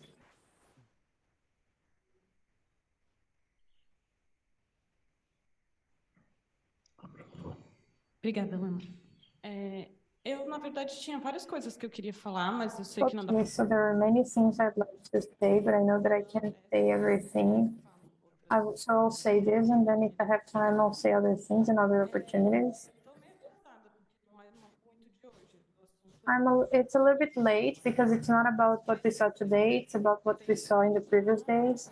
Sometimes I try to meditate based on a sentence that you speak and I start to contemplate the sentence. So you said that mind becomes self-aware when it looks at itself. And then I was thinking about it to understand it better.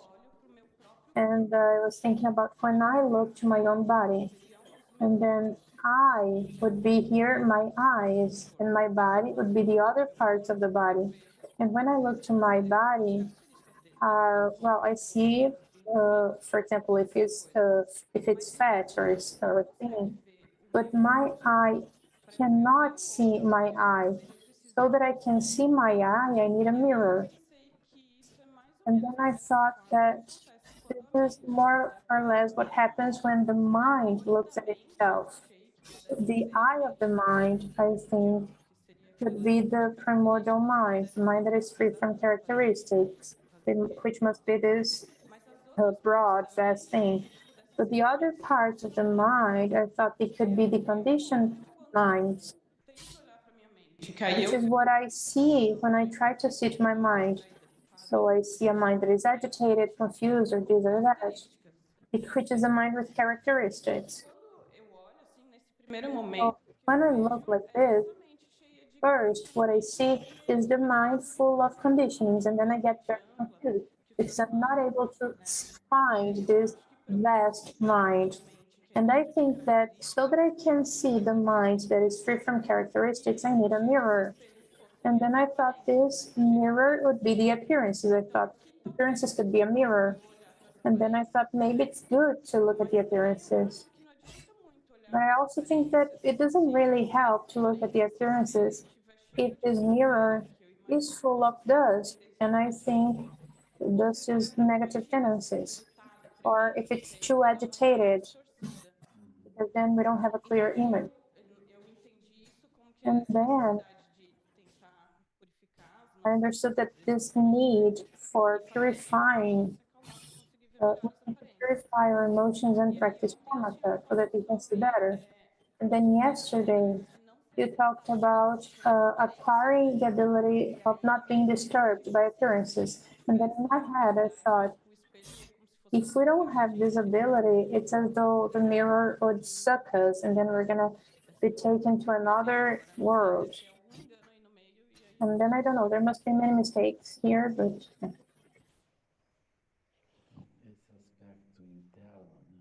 this inner aspect,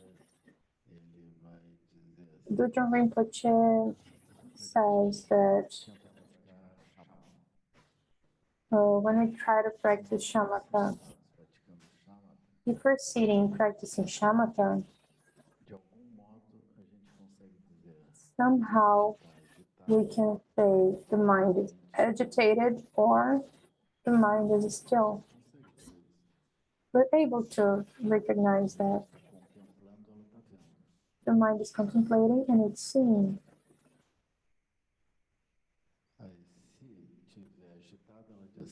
So if the mind is agitated, we say it's agitated. If the mind is still, it says it's still. And then it becomes clear what self-awareness is. Because the mind can see if it's agitated or still. We could think, well, it is by means of an instrument by the five senses.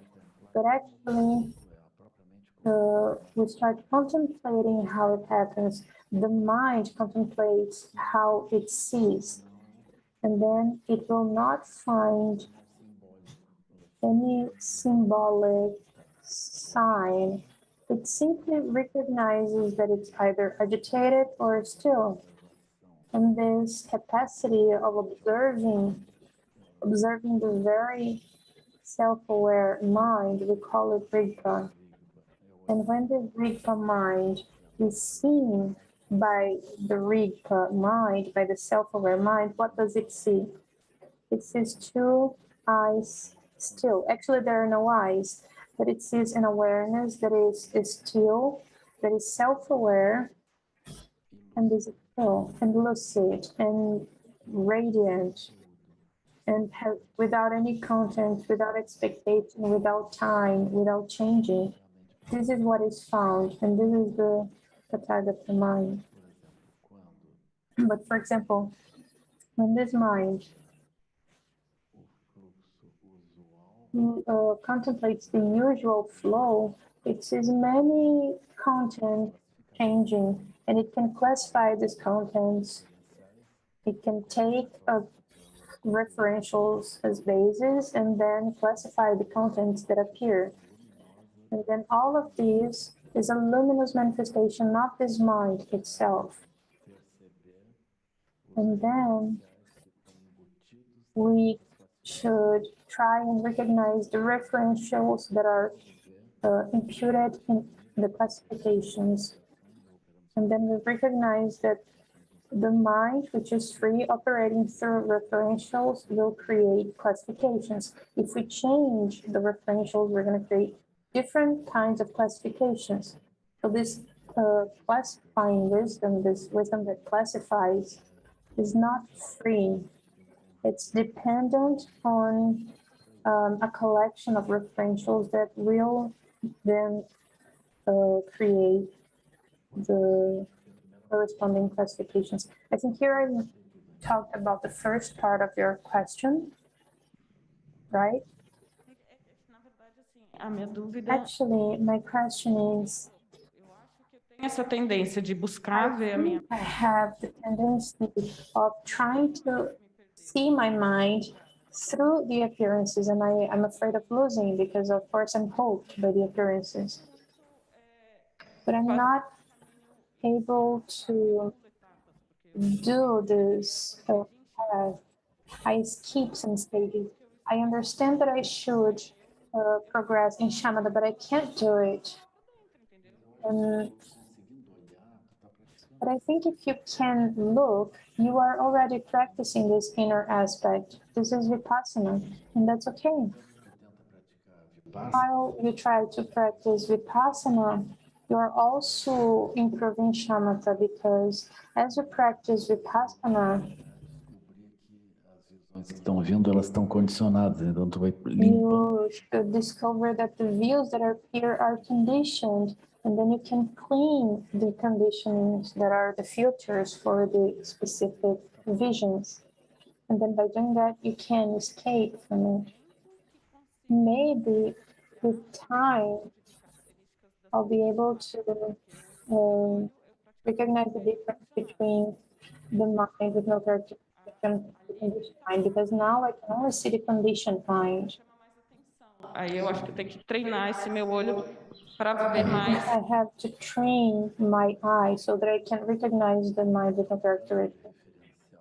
You could see that when you change the referentials of your conditioned mind, you can recognize that there is a mind that is free from referentials, because you are able to change from one set of referentials to another. So there is something that is free behind. So if you recognize that referentials can change, you can guess that there is a mind that is lucid and free from all of these referentials. Obrigada, Lama. Thank you, Lama. Acho que Carol, tu é psicóloga também, né, Carol? I think, Carol, you're psychology, right? You're very quiet. Tem nada para dizer, não? Don't you have anything to say? Só que em algum momento a gente se reúna assim, os psicólogos. Only that at some point we should get together all the psychologists to talk. I think it would be nice. Tenho medo que eles tomem o controle. I'm afraid they will take over the control.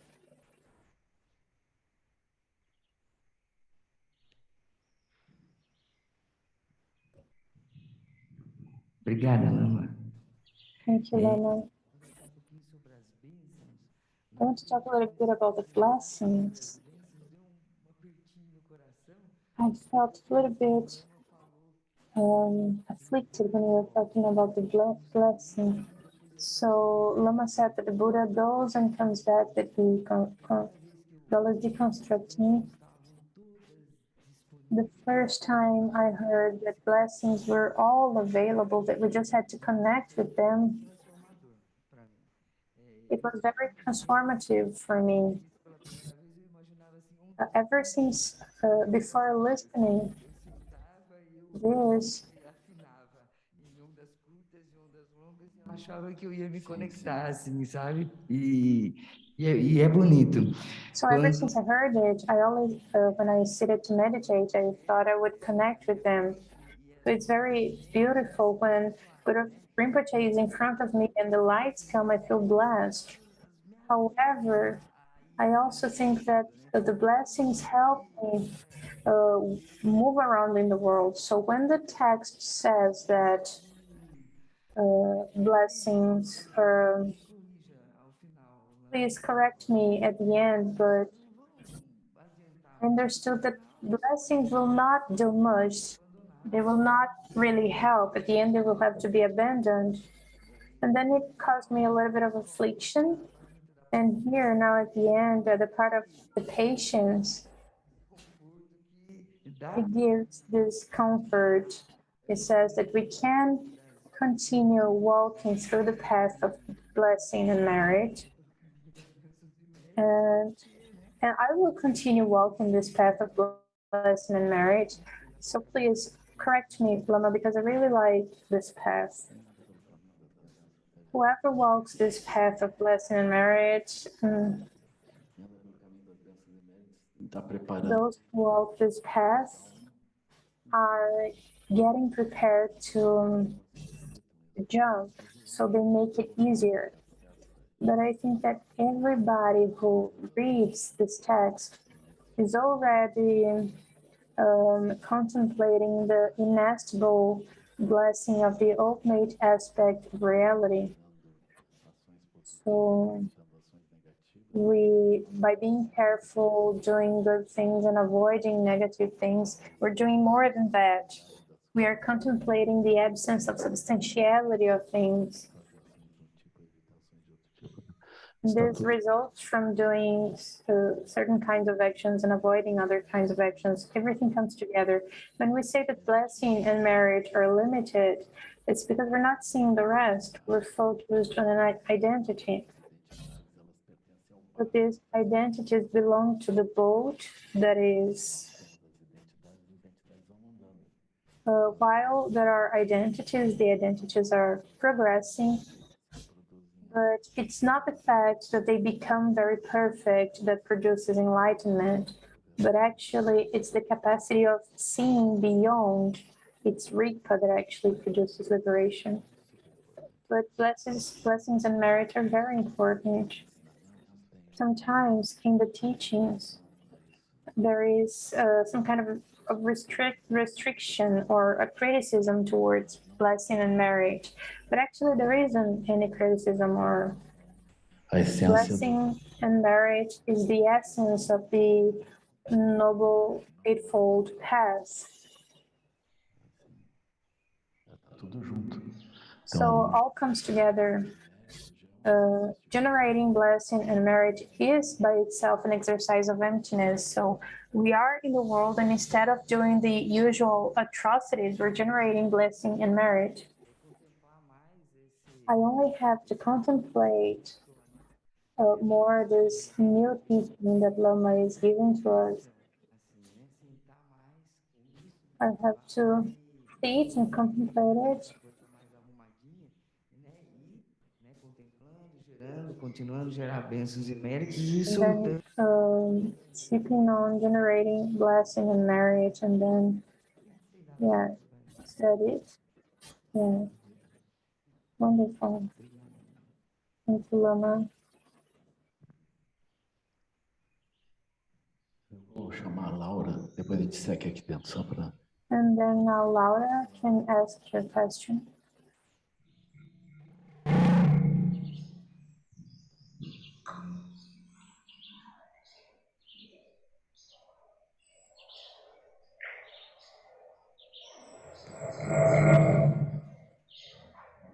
A gente não te ouve, Laura. We can hear.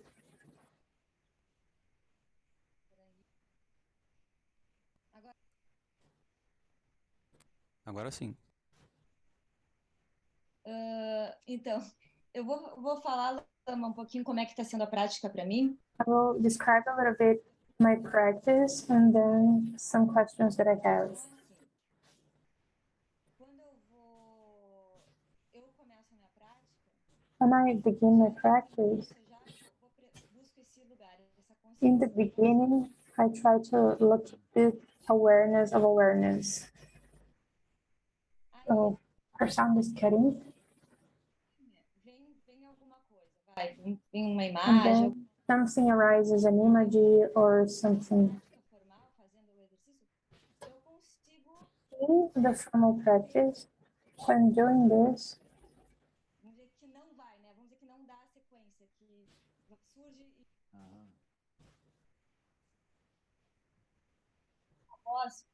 Eu me pergunto, né?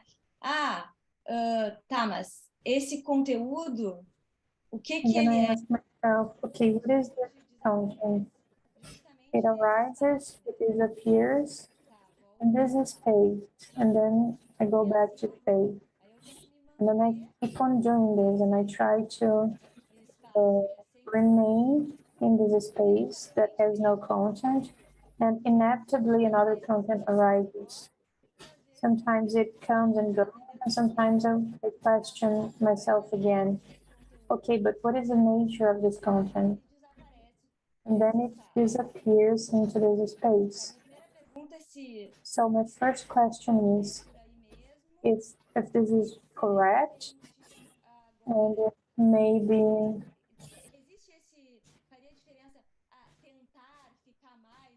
Does it make a difference if I try to remain more in this space, or if appearances are essentially also space, and if it's okay to how can I progress quicker? So this is the first question. We can hear. Eu vou responder isso então, tá? So I'm gonna answer this. O ponto seria assim, então, nesse momento. So now it should be interesting for you to observe that shamatha can be a practice that takes place within the usual bubble of reality of the daily activities. So it's very difficult to refrain because you're creating like a barricade, but actually we are within a flow of meanings. So trying to refrain it is too artificial.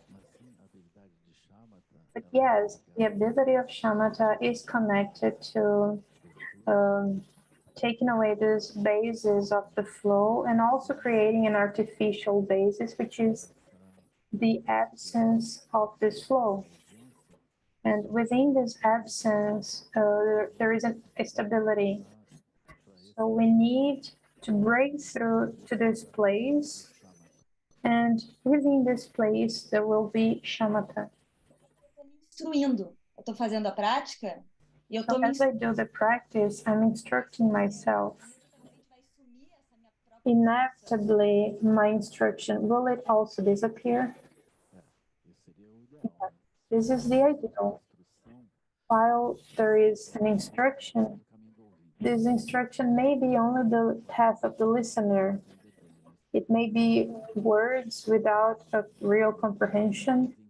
You may remember the words and not understand them, or understand them, but it's still there is a duality between the words and understanding and the exercise. So that's why it's called the listener's path, because we're listening inwardly, but we're not actually being able to put it into practice.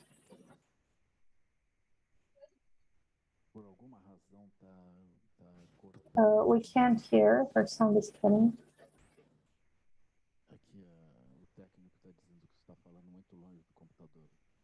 You should speak it closer to the computer.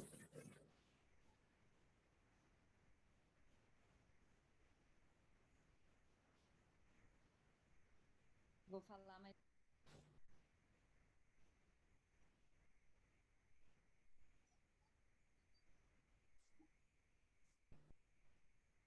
Agora.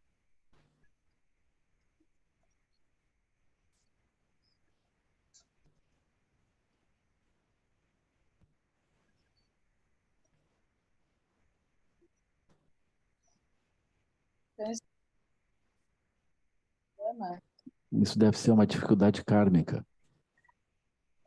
Tá ouvindo, ela está ouvindo, né? Tu conhece linguagem de sinais?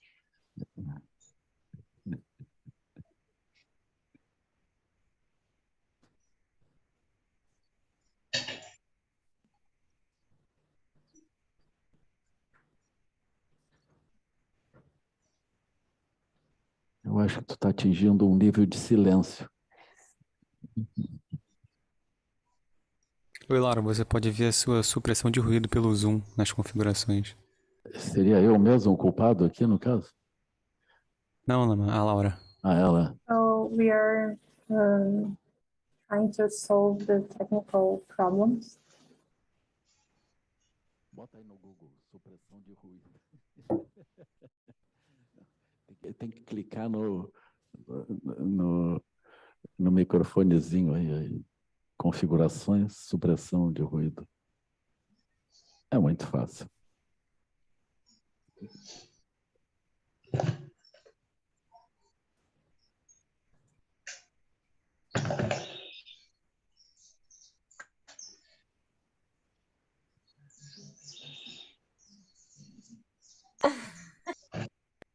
A gente não te ouve ainda. Você pode ir em configurações de áudio. And yeah. Depois vai na supressão de ruído e bota para menor possível.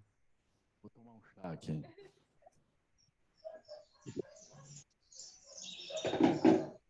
O pessoal está dando um plano B, que é usar o celular. So people are suggesting to use the cell phone.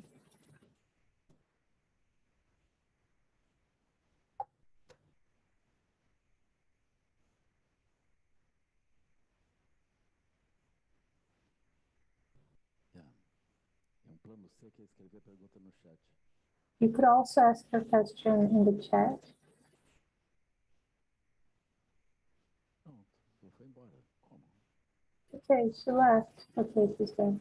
Ah, entrou no celular. Tá. She connected on her cell phone. Oi. Yeah, now. Yeah, so now we're hearing. Ai, que bom. Desculpas, pessoal. Sorry, everyone. Bom, e agora onde é que eu tava? Okay, I got lost. A pergunta sumiu. The question disappeared. Okay, so when I'm doing the practice, I feel that I'm instructing myself. So I am in this vast space, and then a thought arises, and I say to myself, is this empty? Yeah, okay, so remain in this space, and then I remain there. So I keep on doing this. And then eventually, my question is, I think that, well, this voice will disappear eventually and I'll just remain there. This will happen in formal practice, but what about the daily life? Should we try to have this non-dependent arising and to remain more in this space and to act based on this space? Well, it depends a little bit. People will think you are a little bit weird if you do it. You can't drive in this way also.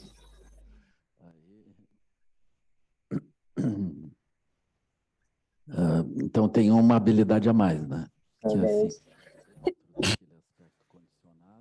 so you are in the conditioned aspect, but you are not fixated on the corresponding bubble. You are operating an identity, but you are not fixated. You're not bound by this identity. This identity arises, like, for example, if you are playing with kids, if you're playing ball with kids, you don't think I am a volleyball player or a basketball player. You don't think it. You don't have to arise as an identity. So even though you're exercising this identity, you don't have to think that you are that. You don't have to be bound by that. But then, yeah, eventually the other people who are playing with will get irritated if they do not win. But for you, it doesn't make any sense because you are in a vaster bubble, in a bigger bubble. So we are operating within a vaster bubble. It's like the actor in a play. He's playing a character without getting mixed with the character, but without abandoning the character. He is the character, but he also exercises this character in a completely natural way, but at the same time recognizing the luminous aspect of that because he's not really that. But then the character manifests anger, he manifests anger and all of that, but he's not that, and he knows that. So when you are in your daily life, you could try and do that.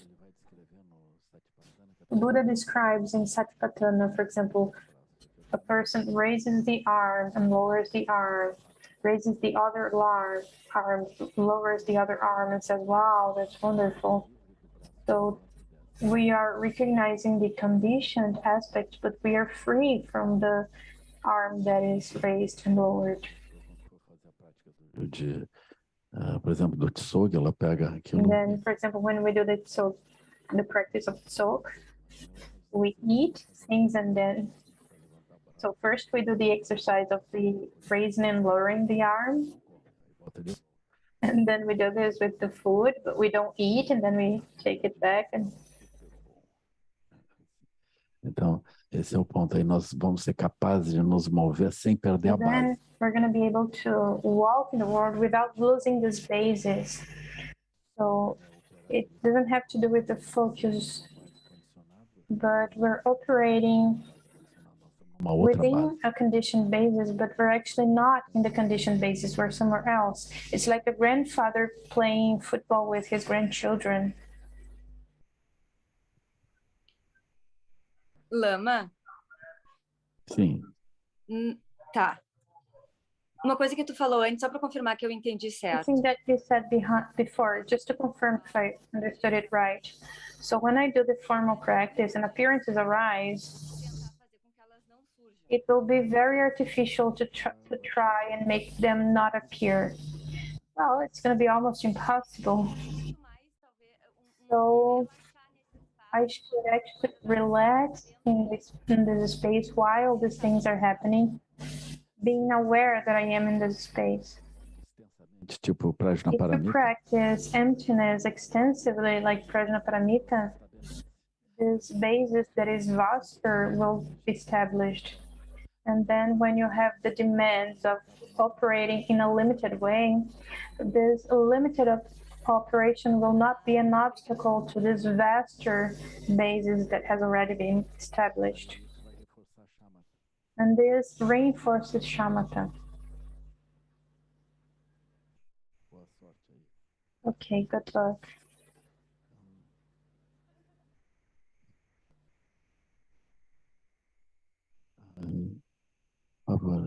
So there's another question. Good morning, Lama. So today we visited the school at Caminho do Meio. It was a very nice visit. It's beautiful to see that such an initiative exists, especially when we think about the school that we had when we were children and how much progress. But listening to the text, I was thinking, how can we conceive a school? When the director of the school was speaking, he said that children need a structure. So the structure is like it organizes the psyche of a child.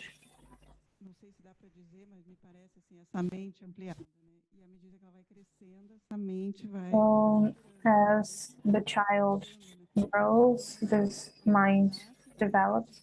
So we are born, we're going to have to be structured. And then when we get to when we become adults, we have to let go of structures again.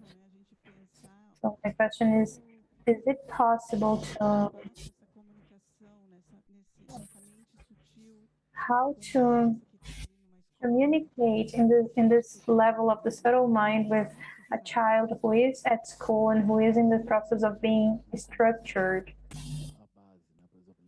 I think in terms of the basis. So for example, they come here every morning and they say, well, the world is like this. There are many trees, there are nice people. So they create a basis in their mind that has to do with peace, tranquility, etc. And when they go to a very aggressive place, they recognize, oh, there's a problem here. So they have a basis is created. It's like a referential that operates them, that they access without discursive aspect. And this is what happens in people's homes. They end up taking the experience of their homes to the various places they go to. This is the subtle aspect. So the fact that we behave in a certain way around people, it creates a bubble of reality. And this bubble of reality arises as a basis, as a condition basis, on which we create our experience. So the Pure Lands are more favorable condition bases where naturally there will be impulses like compassion, joy, all the paramitas and immeasurables. And the places where the pride, envy, anger, and etc. arise, they not. And then people who are operating based on the poisons like anger, envy, and etc., fear, they are the Buddha mind operating with that referential. They're creating realities. It's a game. So, for example, if you are playing a chess game, your mind's gonna operating according to that view of the world. So it's important that we're able to offer to the children worldviews that do not arise specifically by discrimination and the focus of the mind, but actually arise from the basis where discrimination and the focus are operating. So if we ask, how can someone change their behavior? It's not by means of the focus of the mind, but by means of the basis of the mind. And we don't really see the basis on which we're operating. We can't have access to that basis because we're thinking about it. We're actually thinking about reality. This is the basis. So Buddha many times altered the basis of big groups of people by just telling a story. So by telling a story, changes the minds of everybody and their behaviors. But he doesn't come saying, do this, don't do that. But he comes telling a story. Well, some people, they do this and then everything improves, etc. So he creates a basis. For example, when we tell a story with characters, there's always a basis within which the characters are acting and operating. So if there's no basis, we get afflicted. We try to look for this basis, and then we end up finding it. So there are like these kinds of genres in which, for example, the character had a gun and was walking toward that direction. But we could also begin by, well, the city was like this, there was that, and then there was a person, and then this person took his gun and began walking. And they can create the environment, and the environment explains everything. And depending on the environment, we're going to say, yes, kill. Why? Because our mind, bound by that particular basis, we may say, oh, I know Bodhisattva, I heard the Buddhist teaching, but yeah, you have to kill that man because it means that our mind that is free became bound or imprisoned by the basis that was established. There was a time when I used to say that my master, Charlie Bronson, I don't remember that, I didn't understand, because in those movies, wanting to kill, so he used to create situations in which there would arise the desire to kill. He was always like a person with good intentions, meeting with people that were presented as abusers or bad people. The kind of people that we are afraid of when we meet them. So they have an impact on us. So the poor Charles Bronson was there, surrounded by those people. And then we think when we're ready, what else? Of course, it's going to be attacked. And then Charles Bronson takes a gun. And then the other person is like running, and he takes his gun and he can't shoot. And then we're like, yes, shoot. And then the person falls down and is hit by the gun. So they create a situation that is like this. It's always, the movies are always like this. He's like a righteous guy. Like he always has a reason. Like someone killed his wife or something, and then he's walking around in the world and encountering horrible people. And then he originated later the Trump movement in the United States, which reflected in various countries, and I'm not going to talk about it, but yeah, it's a little bit like this. And create these narratives, and then and this is actually happening in this school. I'm not saying this, you're saying this. Yes, it's happening in the schools. So we see crimes, like incomprehensible crimes happening in the schools. But many years ago, like last century, in the first half of the last century, there was a movie that was Milo Murder. It was a phenomenon that happened in the United States. So there's a person at home, and then there's a shot and the person dies. And then they try to find and they don't find anything, and then someone else dies somewhere else. And they try to find what happened. And there's apparently no karmic connection between those crimes.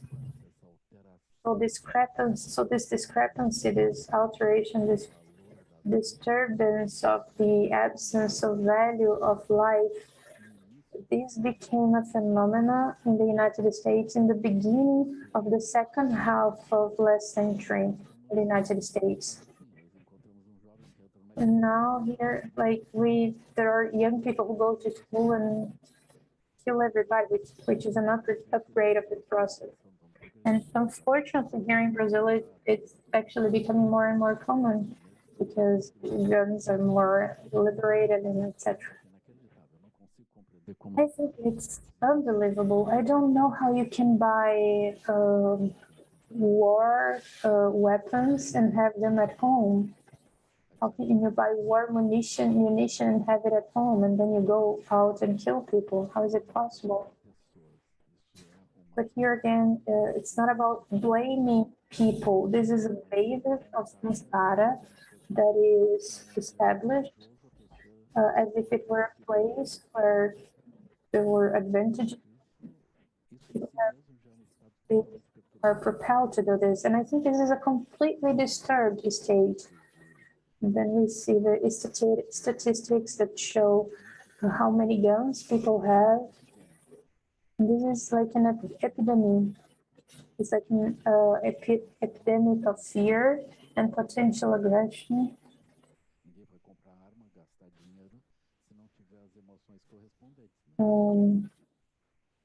It's explained because of the emotions. Nobody's going to buy guns and weapons if there aren't the corresponding emotions. And this is commanded by the basis. So if we try to understand the focus is right. Well, according to that basis, the person goes there, buys a gun, she has a document, but actually she's already hallucinated. So I think contemporary culture does not understand that nurturing an afflictive the basis of the house creates a social result of this. This culture thinks that it only has to do with the focus, but no. The focus of our mind operates with many other shared focuses, shared with other people. So for example, now it's 11:45 and the focus of my lateral mind, I have to raise and run because there are other beings thinking other things, and so we're not separated. And that's how beings see one another. And the focus of the other's minds, it's not the other. But I can either respect or not the other. If I don't respect, they will say that I'm a horrible father. E se eu sair muito cedo, vão dizer que esse é um And lama if I horrível. leave too early, they will say that I'm a horrible lama. I'm gonna do the dedication and hurry. Cozinheiro horrível, eu sei que eu sou. Horrible cook, I know that I am. Expandam e toquem a todos, que o Mestre Universal da Paz e da Compaixão, Sua Santidade o Dalai Lama, juntamente com todos os mestres de todas as tradições que veiculam essa mensagem, tenham longa vida, que todos estejam a salvo de gerar pensamentos negativos, o obstáculo mais destrutivo, que esses pensamentos nunca surjam em nossa mente, e que todos os seres também estejam livres de pensamentos negativos. Ring Lum Chosun, Ring Lum Chezalim Sasun, Parpel Drogyo Chosun, Wadang Medrau do Sungelencho.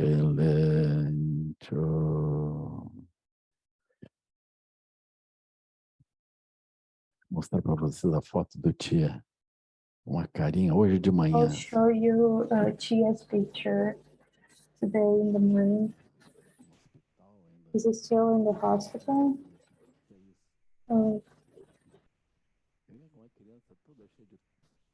So Lama is showing the picture in his cell phone or computer, so they're seeing in the temple.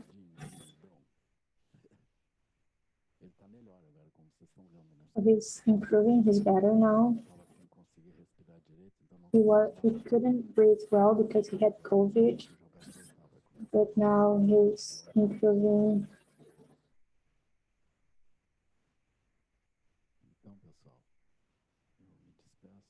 So bye.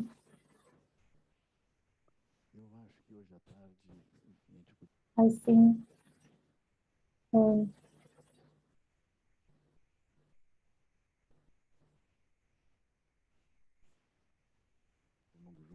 Todo mundo junto tem mais força. Aí depois eu vou explicar o que Oi, Lama, a gente não ouviu. Pode repetir, por favor? Cortou o áudio um pouquinho. Hoje à tarde nós vamos fazer But prática. today in the afternoon, there's going to be practice. Lama's not coming for teachings, but there's going to be meditation practice. Eu tirei daqui, mas ele ouve porque tem um microfone do próprio. Ele tem um microfone do próprio computador aqui. Eu estou dizendo que eu não venho hoje à tarde. So Lama is not coming in the afternoon. Então a gente segue fazendo a prática aqui. Tá bom, pessoal? Tchau, então.